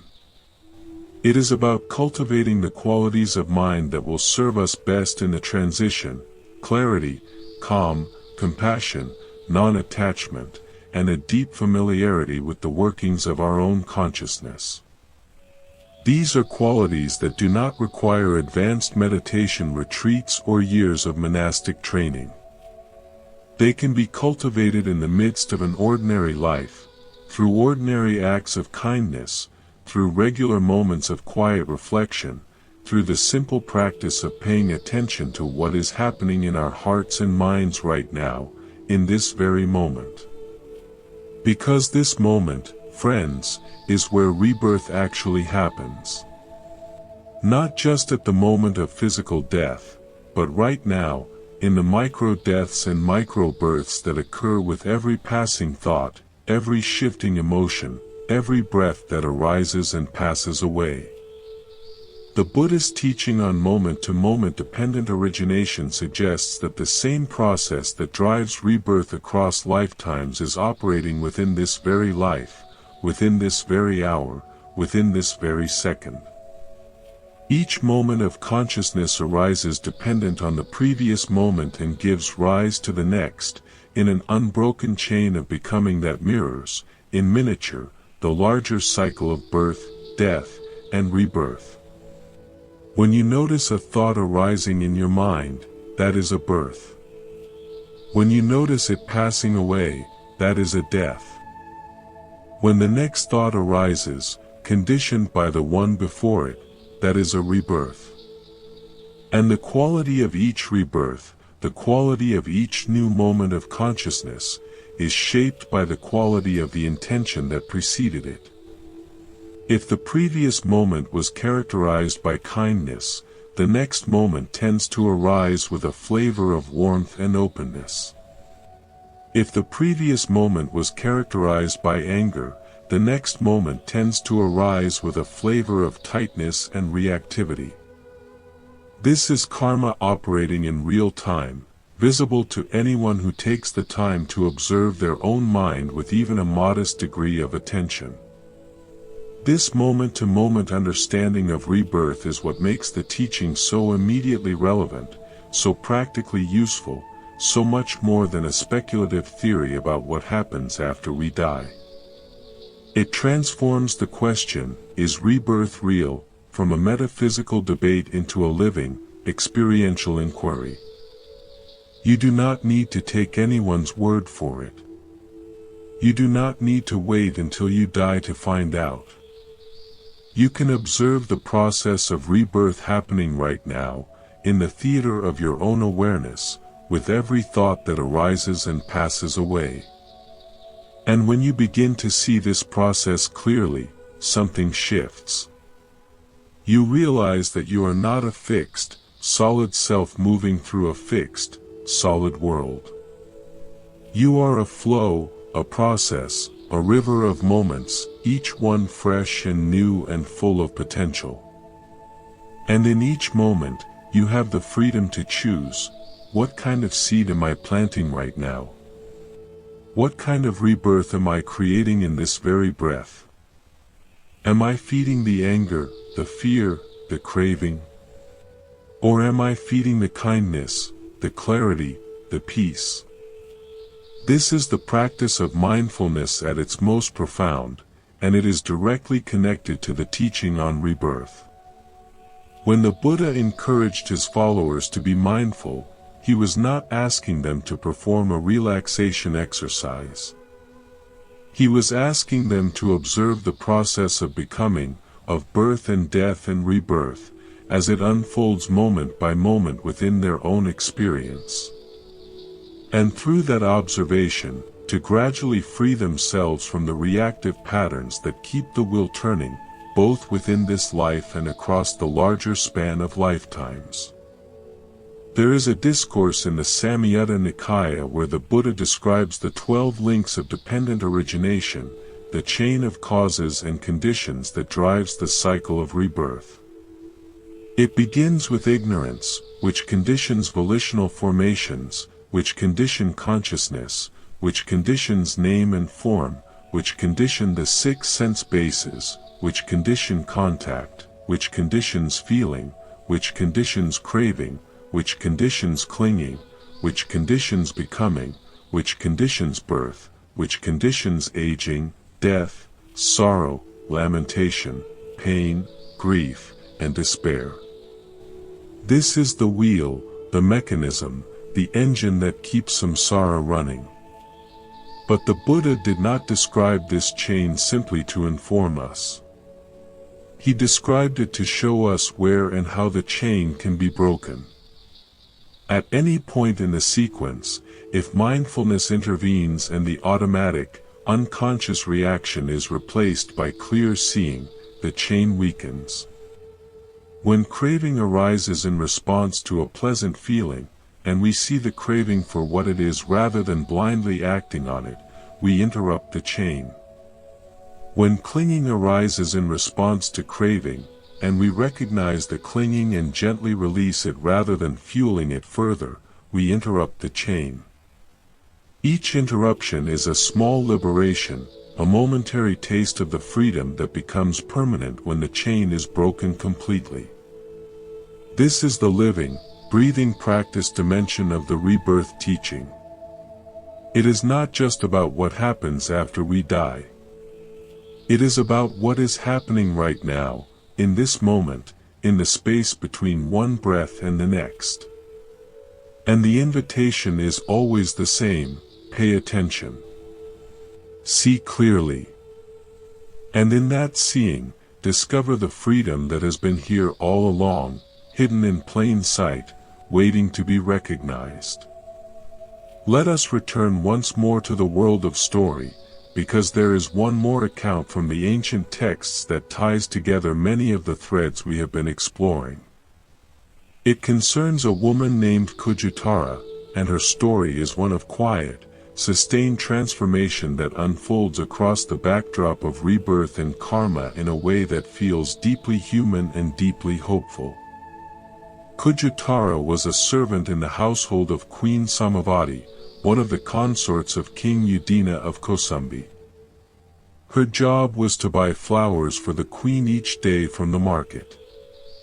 The household gave her 8 coins for this purpose, and every day, Kujutara pocketed 4 of those coins for herself, bringing back only 4 coins worth of flowers and keeping the rest as a kind of informal salary supplement. It was a small dishonesty, the kind that is easy to rationalize, the kind that many people might not even consider truly wrong. But it was dishonesty nonetheless, and it had become so habitual that Kujutara no longer even thought about it. One day, while on her flower-buying errand, she happened to be present when the Buddha gave a discourse in the marketplace. She stopped to listen, not because she was particularly devout or spiritually inclined, but simply because the crowd around the Buddha was so large and his presence so compelling that it was difficult to walk past without pausing. And as she listened, something shifted inside her. The words penetrated beneath the surface of her daily concerns and touched something deeper, something that had been waiting, perhaps for many lifetimes, to be awakened. By the end of the discourse, Kujutara had attained the first stage of awakening, stream entry. And one of the immediate, spontaneous effects of that attainment was that she could no longer bring herself to steal those 4 coins. The dishonesty that had been so automatic, so unquestioned, so deeply embedded in her daily routine, simply fell away. Not because she forced herself to stop. Not because she was afraid of punishment. But because the clarity of her new understanding made it impossible to continue acting in a way that was out of alignment with the truth she had glimpsed. She returned to Queen Samavati with 8 coins worth of flowers, the full amount, and confessed her long-running theft. But rather than punishing her, the queen was so impressed by the transformation she witnessed in Kujutara that she asked to hear the teaching that had produced such a dramatic change. Kujutara had a remarkable gift. She could remember every word of a discourse after hearing it just once. And so she became the conduit through which the Buddha's teachings reached Queen Samavati and the entire household of women in the inner palace, women who, due to the social restrictions of their time, could not go out to hear the Buddha teach in person. Over the years, Kujutara memorized and transmitted a vast number of the Buddha's discourses. The Itivataka, one of the books of the Pali Canon, is traditionally attributed to her transmission. A servant woman, a petty thief, someone who by the standards of her society had no status and no spiritual credentials whatsoever, became one of the most important vehicles for the preservation and transmission of the Dharma. The Buddha himself recognized her as the foremost among his lay women disciples in the area of learning and erudition. This story is a powerful illustration of how past life development can manifest unexpectedly in the present. Kujatara's ability to memorize entire discourses after a single hearing, her rapid attainment of stream entry upon first encountering the teaching, and her natural capacity to communicate the Dharma with clarity and power all suggest a depth of accumulated spiritual development that far exceeded what her current life circumstances would have predicted. She was a servant buying flowers. But the stream of consciousness that inhabited that servant's body carried within it the accumulated wisdom and merit of lifetimes of practice, waiting for the right conditions to manifest. And the conditions came in the form of a chance encounter in a marketplace. Not a planned pilgrimage to a sacred site. Not a formal introduction by a high-ranking patron. Not a carefully arranged audience with the teacher. Just a woman stopping to listen on her way to buy flowers. That is how grace works in the Buddhist understanding, quietly, unexpectedly, in the most ordinary of moments, when the accumulated ripeness of past development meets the catalyst of the present moment and something blooms. Friends, as we sit with all of these stories and teachings, a picture begins to emerge that is far richer and more nuanced than the simple question, is rebirth real, can capture. The Buddhist teaching on rebirth is not a single proposition to be accepted or rejected. It is an entire worldview, a way of understanding the depth and interconnectedness of all existence, a framework within which suffering makes sense and hope is always justified, a map of the territory that consciousness traverses across an almost infinite span of time. And at the heart of this worldview is a single, luminous insight: nothing is permanent, but nothing is lost. The love you give does not vanish. The wisdom you cultivate does not disappear. The kindness you extend does not evaporate into the void. All of it continues, flowing forward through the stream of consciousness like a river carrying precious minerals from the mountains to the sea. You may not be able to see where the river goes after it rounds the bend. You may not be able to trace every drop of water to its destination. But you can trust, based on the testimony of the Buddha, the logic of cause and effect, and perhaps even your own intuitive sense of the way things work, that everything good you have ever done is still out there, still rippling through the fabric of existence, still shaping the world in ways both seen and unseen. There is a verse from the Dhammapada, one of the most beloved texts in the Buddhist canon, that captures this with the precision and beauty of a diamond. Mind is the forerunner of all actions. All deeds are led by mind, created by mind. If one speaks or acts with a pure mind, happiness follows like a shadow that never departs. Notice the image, a shadow that never departs. Not a reward handed out at the end of a test. Not a payment received for services rendered. But a shadow, something that is inseparable from the thing that casts it, something that follows naturally and inevitably, not because anyone decided it should but because that is simply how light and form work together. Your goodness casts a shadow of happiness that follows you wherever you go, not just through this life but through every life to come. Your wisdom casts a shadow of clarity. Your compassion casts a shadow of warmth. And these shadows do not fade when the body fails. They continue, because the mind that casts them continues, flowing on into new forms, new lives, new opportunities for the shadows to touch and illuminate everything they encounter. And the reverse is equally true, of course.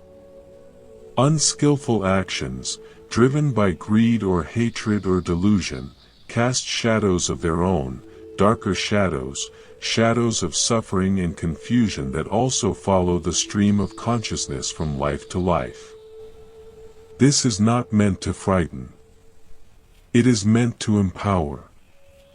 Because if you understand that your actions cast shadows that extend beyond this life, you hold in your hands a power that is almost unimaginable, the power to shape not just your present moment but the trajectory of your existence across an infinity of lifetimes. And that power is exercised not in grand, dramatic gestures but in the quiet, everyday choices that make up the texture of an ordinary life. The decision to be patient when you want to snap. The decision to be generous when you want to hoard. The decision to forgive when you want to nurse a grudge. The decision to see the humanity in someone you find difficult, rather than reducing them to a caricature of their worst qualities. Each of these small, unglamorous decisions is a seed planted in the soil of karma, and each seed will bear fruit in its own time. You may never see the harvest within this lifetime. But you can trust that it is coming, as surely as spring follows winter, as surely as the river finds the sea. There is something the Buddha said near the end of his life that has always struck those who hear it with its combination of tenderness and clarity. He was lying between two sal trees, surrounded by his grieving disciples, about to take his final breath. And his last words were, "All conditioned things are of a nature to decay. Strive on with diligence. Not worship me. Not believe this specific doctrine. Not follow these rules or face consequences. Simply, everything that arises will pass away." And in the face of that truth, the only appropriate response is to practice with sincerity and care. Those words carry within them the entire teaching on rebirth, if you listen closely enough. Everything that arises will pass away, this body, this life, this particular configuration of consciousness that you called me. It will all dissolve, as it has dissolved countless times before, and as it will dissolve countless times again, until the conditions that sustain the cycle are finally and completely removed. And in the meantime, strive on with diligence, plant good seeds, cultivate wisdom and compassion, tend to the quality of your mind and heart with the same care you would give to a garden that you know will bloom not just this season but for seasons beyond counting. This is not a burden. It is a privilege. It is the privilege of being alive, of being conscious, of being capable of growth and change and love and understanding. It is the privilege of participating in a process that is so vast and so intricate and so beautiful that the human mind can barely begin to grasp it, and yet so intimate and so immediate that it is happening right now, in this very breath, in the space between one heartbeat and the next. And if there is one thing that all of these stories and teachings converge upon, one message that rises like a melody above the complex harmonies of Buddhist philosophy, it is this: you are not alone on this journey. You have never been alone. Every being you see, every face you pass on the street, every voice you hear, belongs to a fellow traveler who has been walking this path for just as long as you have, carrying their own accumulation of joy and sorrow, wisdom and confusion, love and fear. And the web of connection between you and every other being is so ancient, so deep, so thoroughly interwoven that the idea of true separation is, from the Buddhist perspective, the grandest of all illusions. When the Buddha looked out at the world with his awakened eyes, he did not see billions of separate selves moving through an indifferent universe.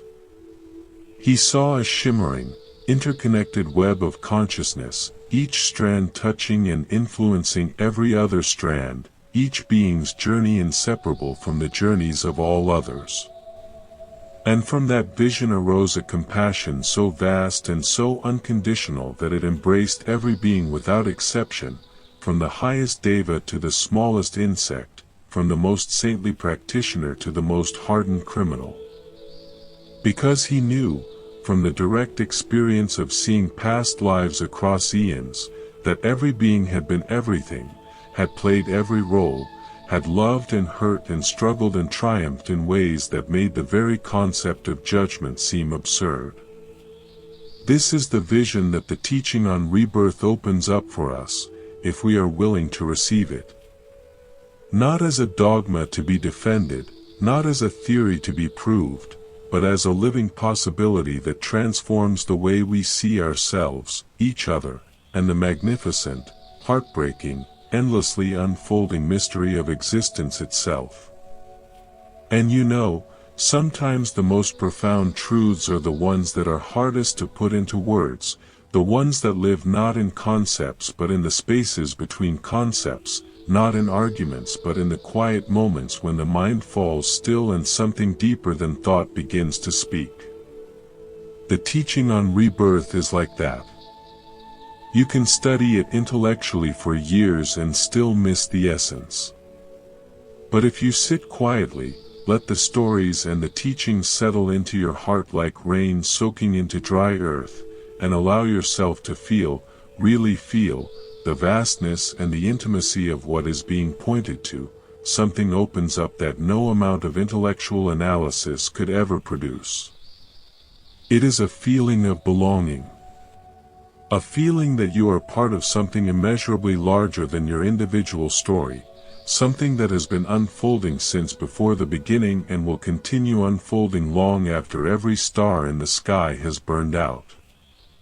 And within that belonging, within that vast, cosmic embrace, there is room for everything, your joy and your sorrow, your certainty and your doubt, your strength and your vulnerability, your light and your shadow. All of it belongs.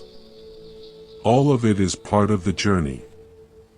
And all of it, every last bit of it, is carrying you, step by step, breath by breath, life by life, toward a freedom that has been waiting for you since before you were born. The ancient texts preserve a beautiful exchange between the Buddha and a wandering ascetic named Vakagata, who came to the Buddha with a head full of philosophical questions and a heart full of confusion. Vakagata wanted clear, definitive answers. Does the self exist or not? Is the world eternal or not? Does the Buddha exist after death or not?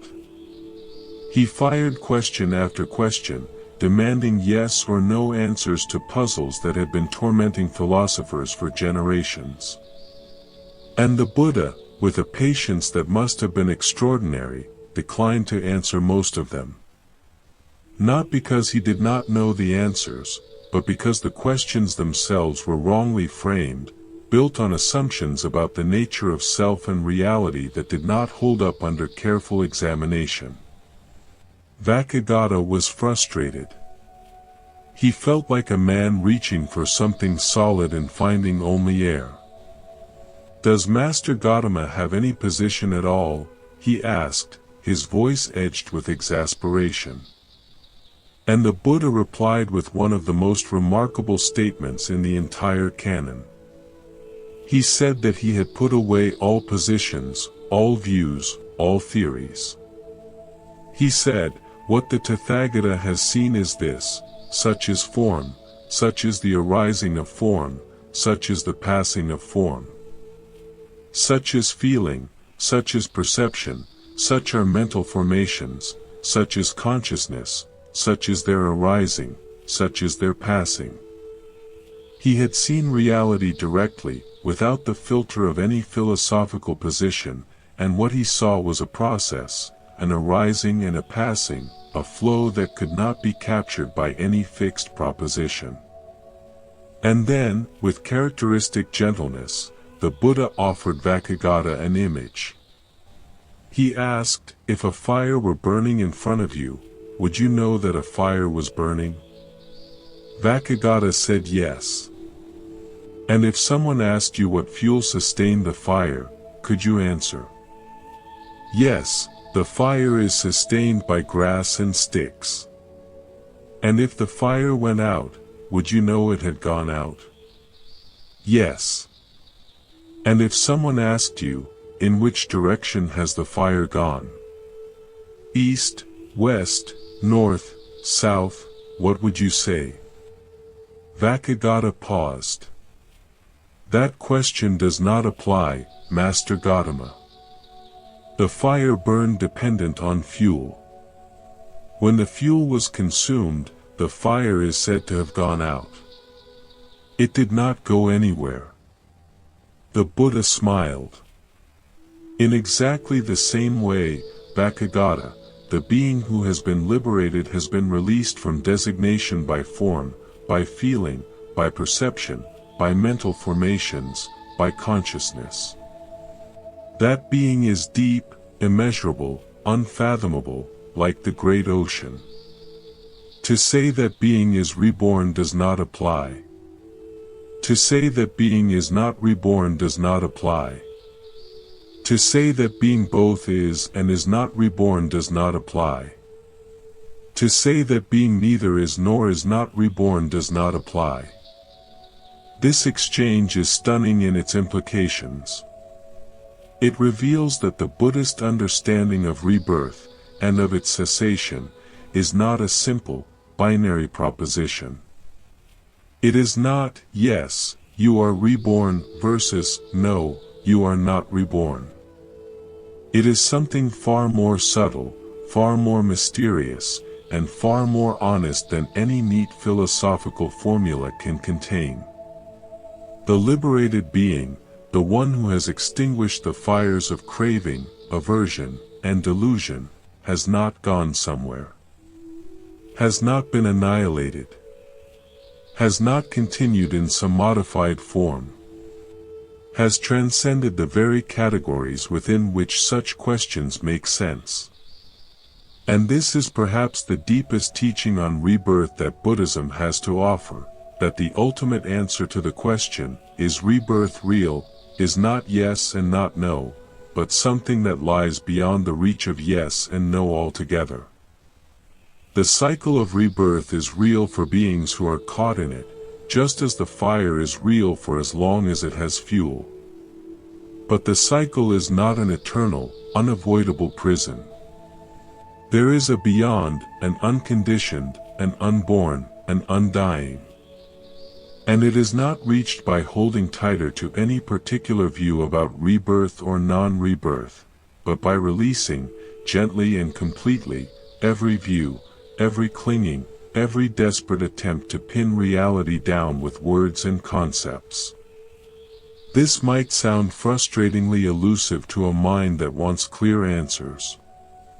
But there is a kind of liberation in the elusiveness itself.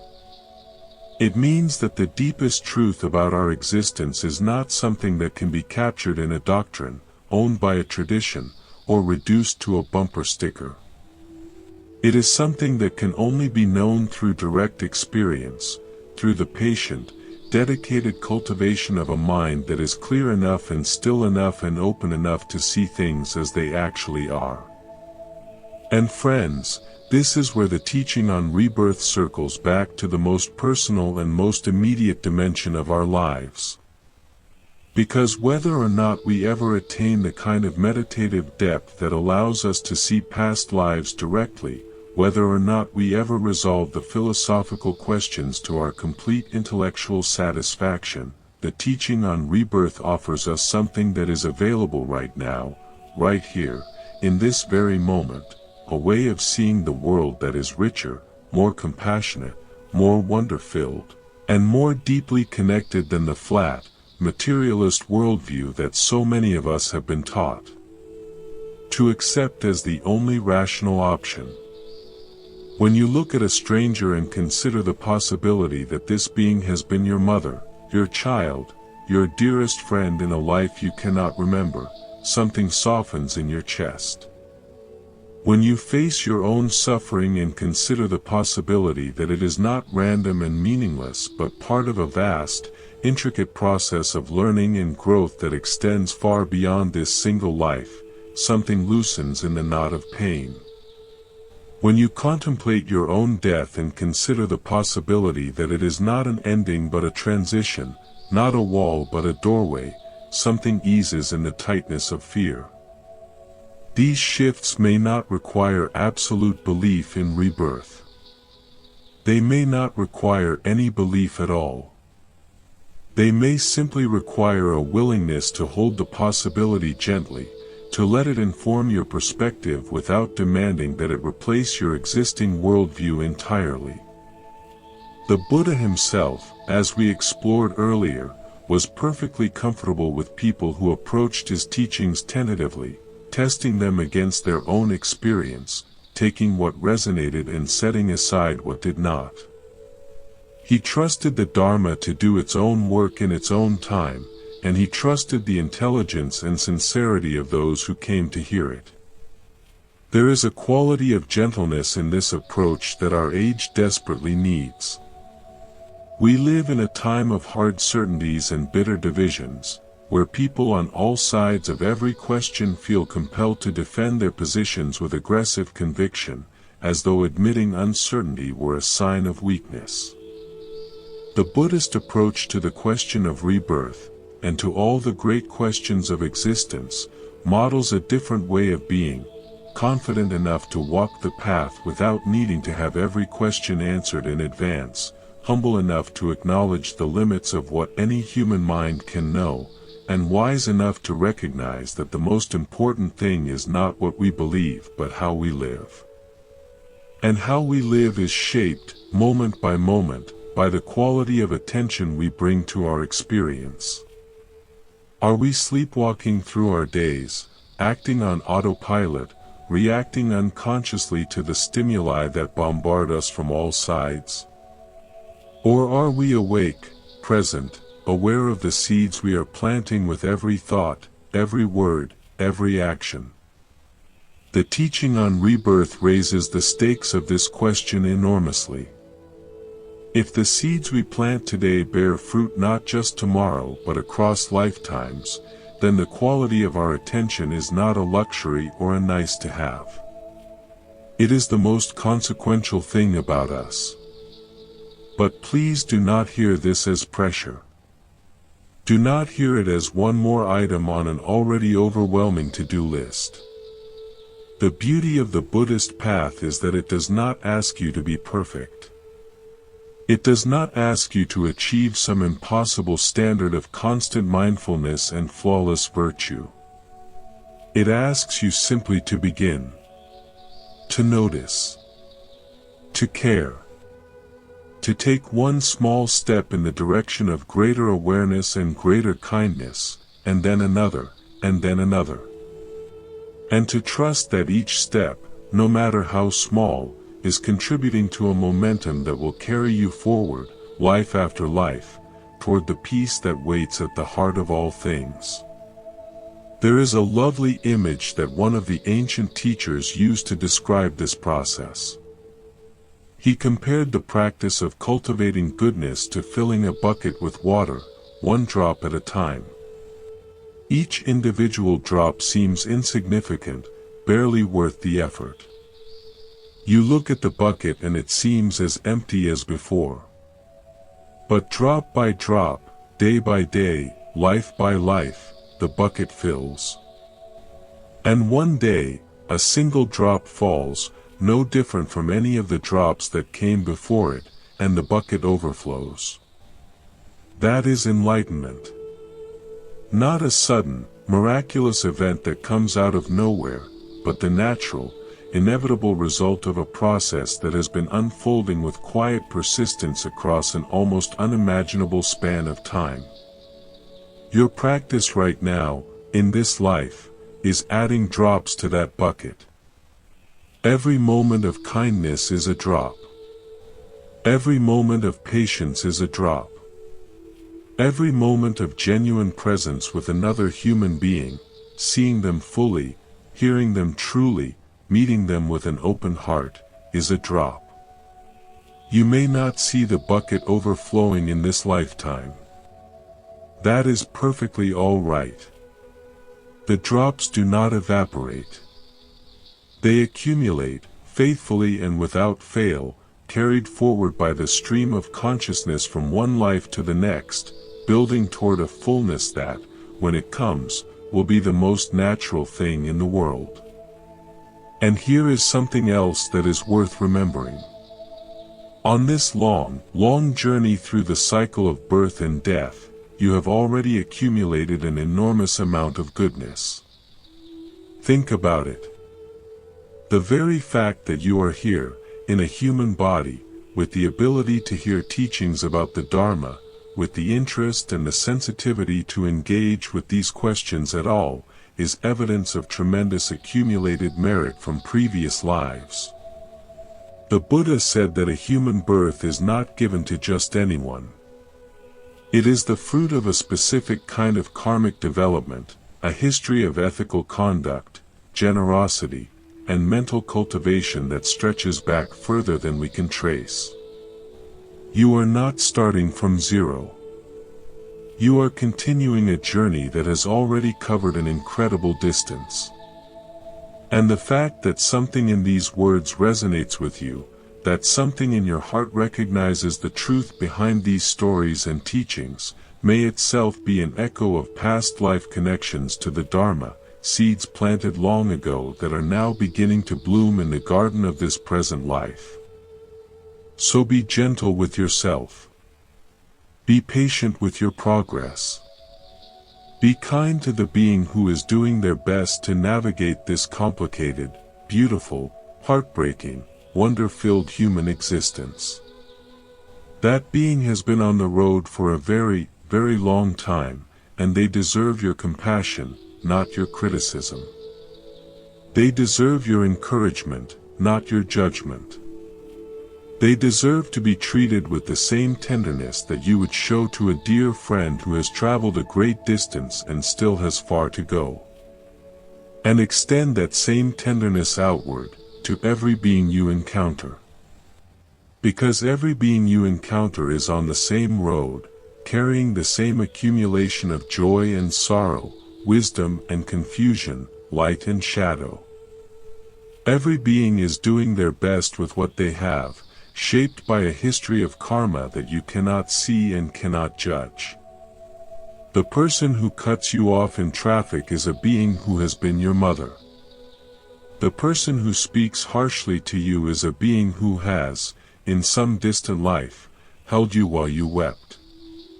The person you find most difficult to love is a being who has loved you, fiercely and tenderly, in a life neither of you can remember. This does not mean you should allow people to harm you or that you should not set healthy boundaries. Compassion is not the same as passivity, and wisdom includes the ability to protect yourself and others from harm. But it does mean that beneath every interaction, beneath every conflict, beneath every moment of friction and frustration, there is a deeper reality of connection and shared journey that, when remembered, transforms the way we relate to each other. The Buddhist teaching on rebirth, at its most essential, is a teaching about connection. It is a teaching about the fact that we are not isolated fragments of consciousness bouncing through a meaningless void but threads in a vast, shimmering web of interrelationship that stretches across lifetimes and across the entire cosmos. Every action we take sends ripples through that web, touching beings we will never meet in lives we will never remember. And the ripples of kindness, the ripples of wisdom, the ripples of genuine love, these are the ones that endure, that carry the most power, that shape the fabric of existence in ways that no amount of wealth or fame or worldly success can match. So as you move through the rest of this day, and the days that follow, carry with you, if you will, just one small thing from everything we have shared here. Not a doctrine. Not a belief system. Not a set of rules or obligations. Just a possibility. The possibility that this life, precious and fleeting as it is part of something much larger. The possibility that the love you give today does not end today. The possibility that the goodness you cultivate in the quiet, unseen moments of your life is building towards something beautiful, something that will continue to unfold long after this particular body has returned to the earth. You do not need to be certain about any of this. Certainty is overrated, and the Buddha himself encouraged a relationship with his teachings that was based on investigation and experience rather than blind conviction. All you need is a willingness to hold the question open, to let it breathe, to allow it to inform your life without demanding that it conform to your expectations. Is rebirth real? Let the question itself be your companion, not something to be answered and filed away, but something to be carried gently, like a lantern on a dark road, illuminating just enough of the path ahead to take the next step. And wherever that step leads, whatever life brings and whatever death reveals, know that the goodness of your heart is the one thing that cannot be taken from you. Not by time, not by change, not by the dissolution of the body, not by the turning of the wheel. It is yours, and it travels with you, a light that no darkness can extinguish, a flame that no wind can blow out. Like the old woman's lamp in the marketplace, lit by a love so pure that even the psychic power of the great Moggallana could not put it out, the goodness of your heart burns with a fuel that transcends the conditions of any single life. You have been on this journey for a very long time, friends. And you have been doing better than you know. Every act of kindness, every moment of patience, every time you chose love over fear, understanding over judgment, generosity over selfishness, all of it has been quietly, faithfully, drop by drop, filling the bucket that will one day overflow with a freedom and a peace beyond anything words can describe. Until that day comes, walk gently. Breathe deeply. Love freely. Forgive quickly. And remember, in those moments when the road feels long and the night feels dark and the questions feel too big for any human heart to hold, that you are not alone. You have never been alone. And the light that you carry within you, nurtured across more lifetimes than the stars can count, is exactly the light that this world needs. May every being be happy. May every being be free from suffering. May every being find the peace that lies at the heart of all things. And may the merit of everything shared here tonight flow outward like ripples on a still pond, touching every being in every realm, in every life, in every corner of this vast and beautiful and mysterious cosmos that we all, together, call home.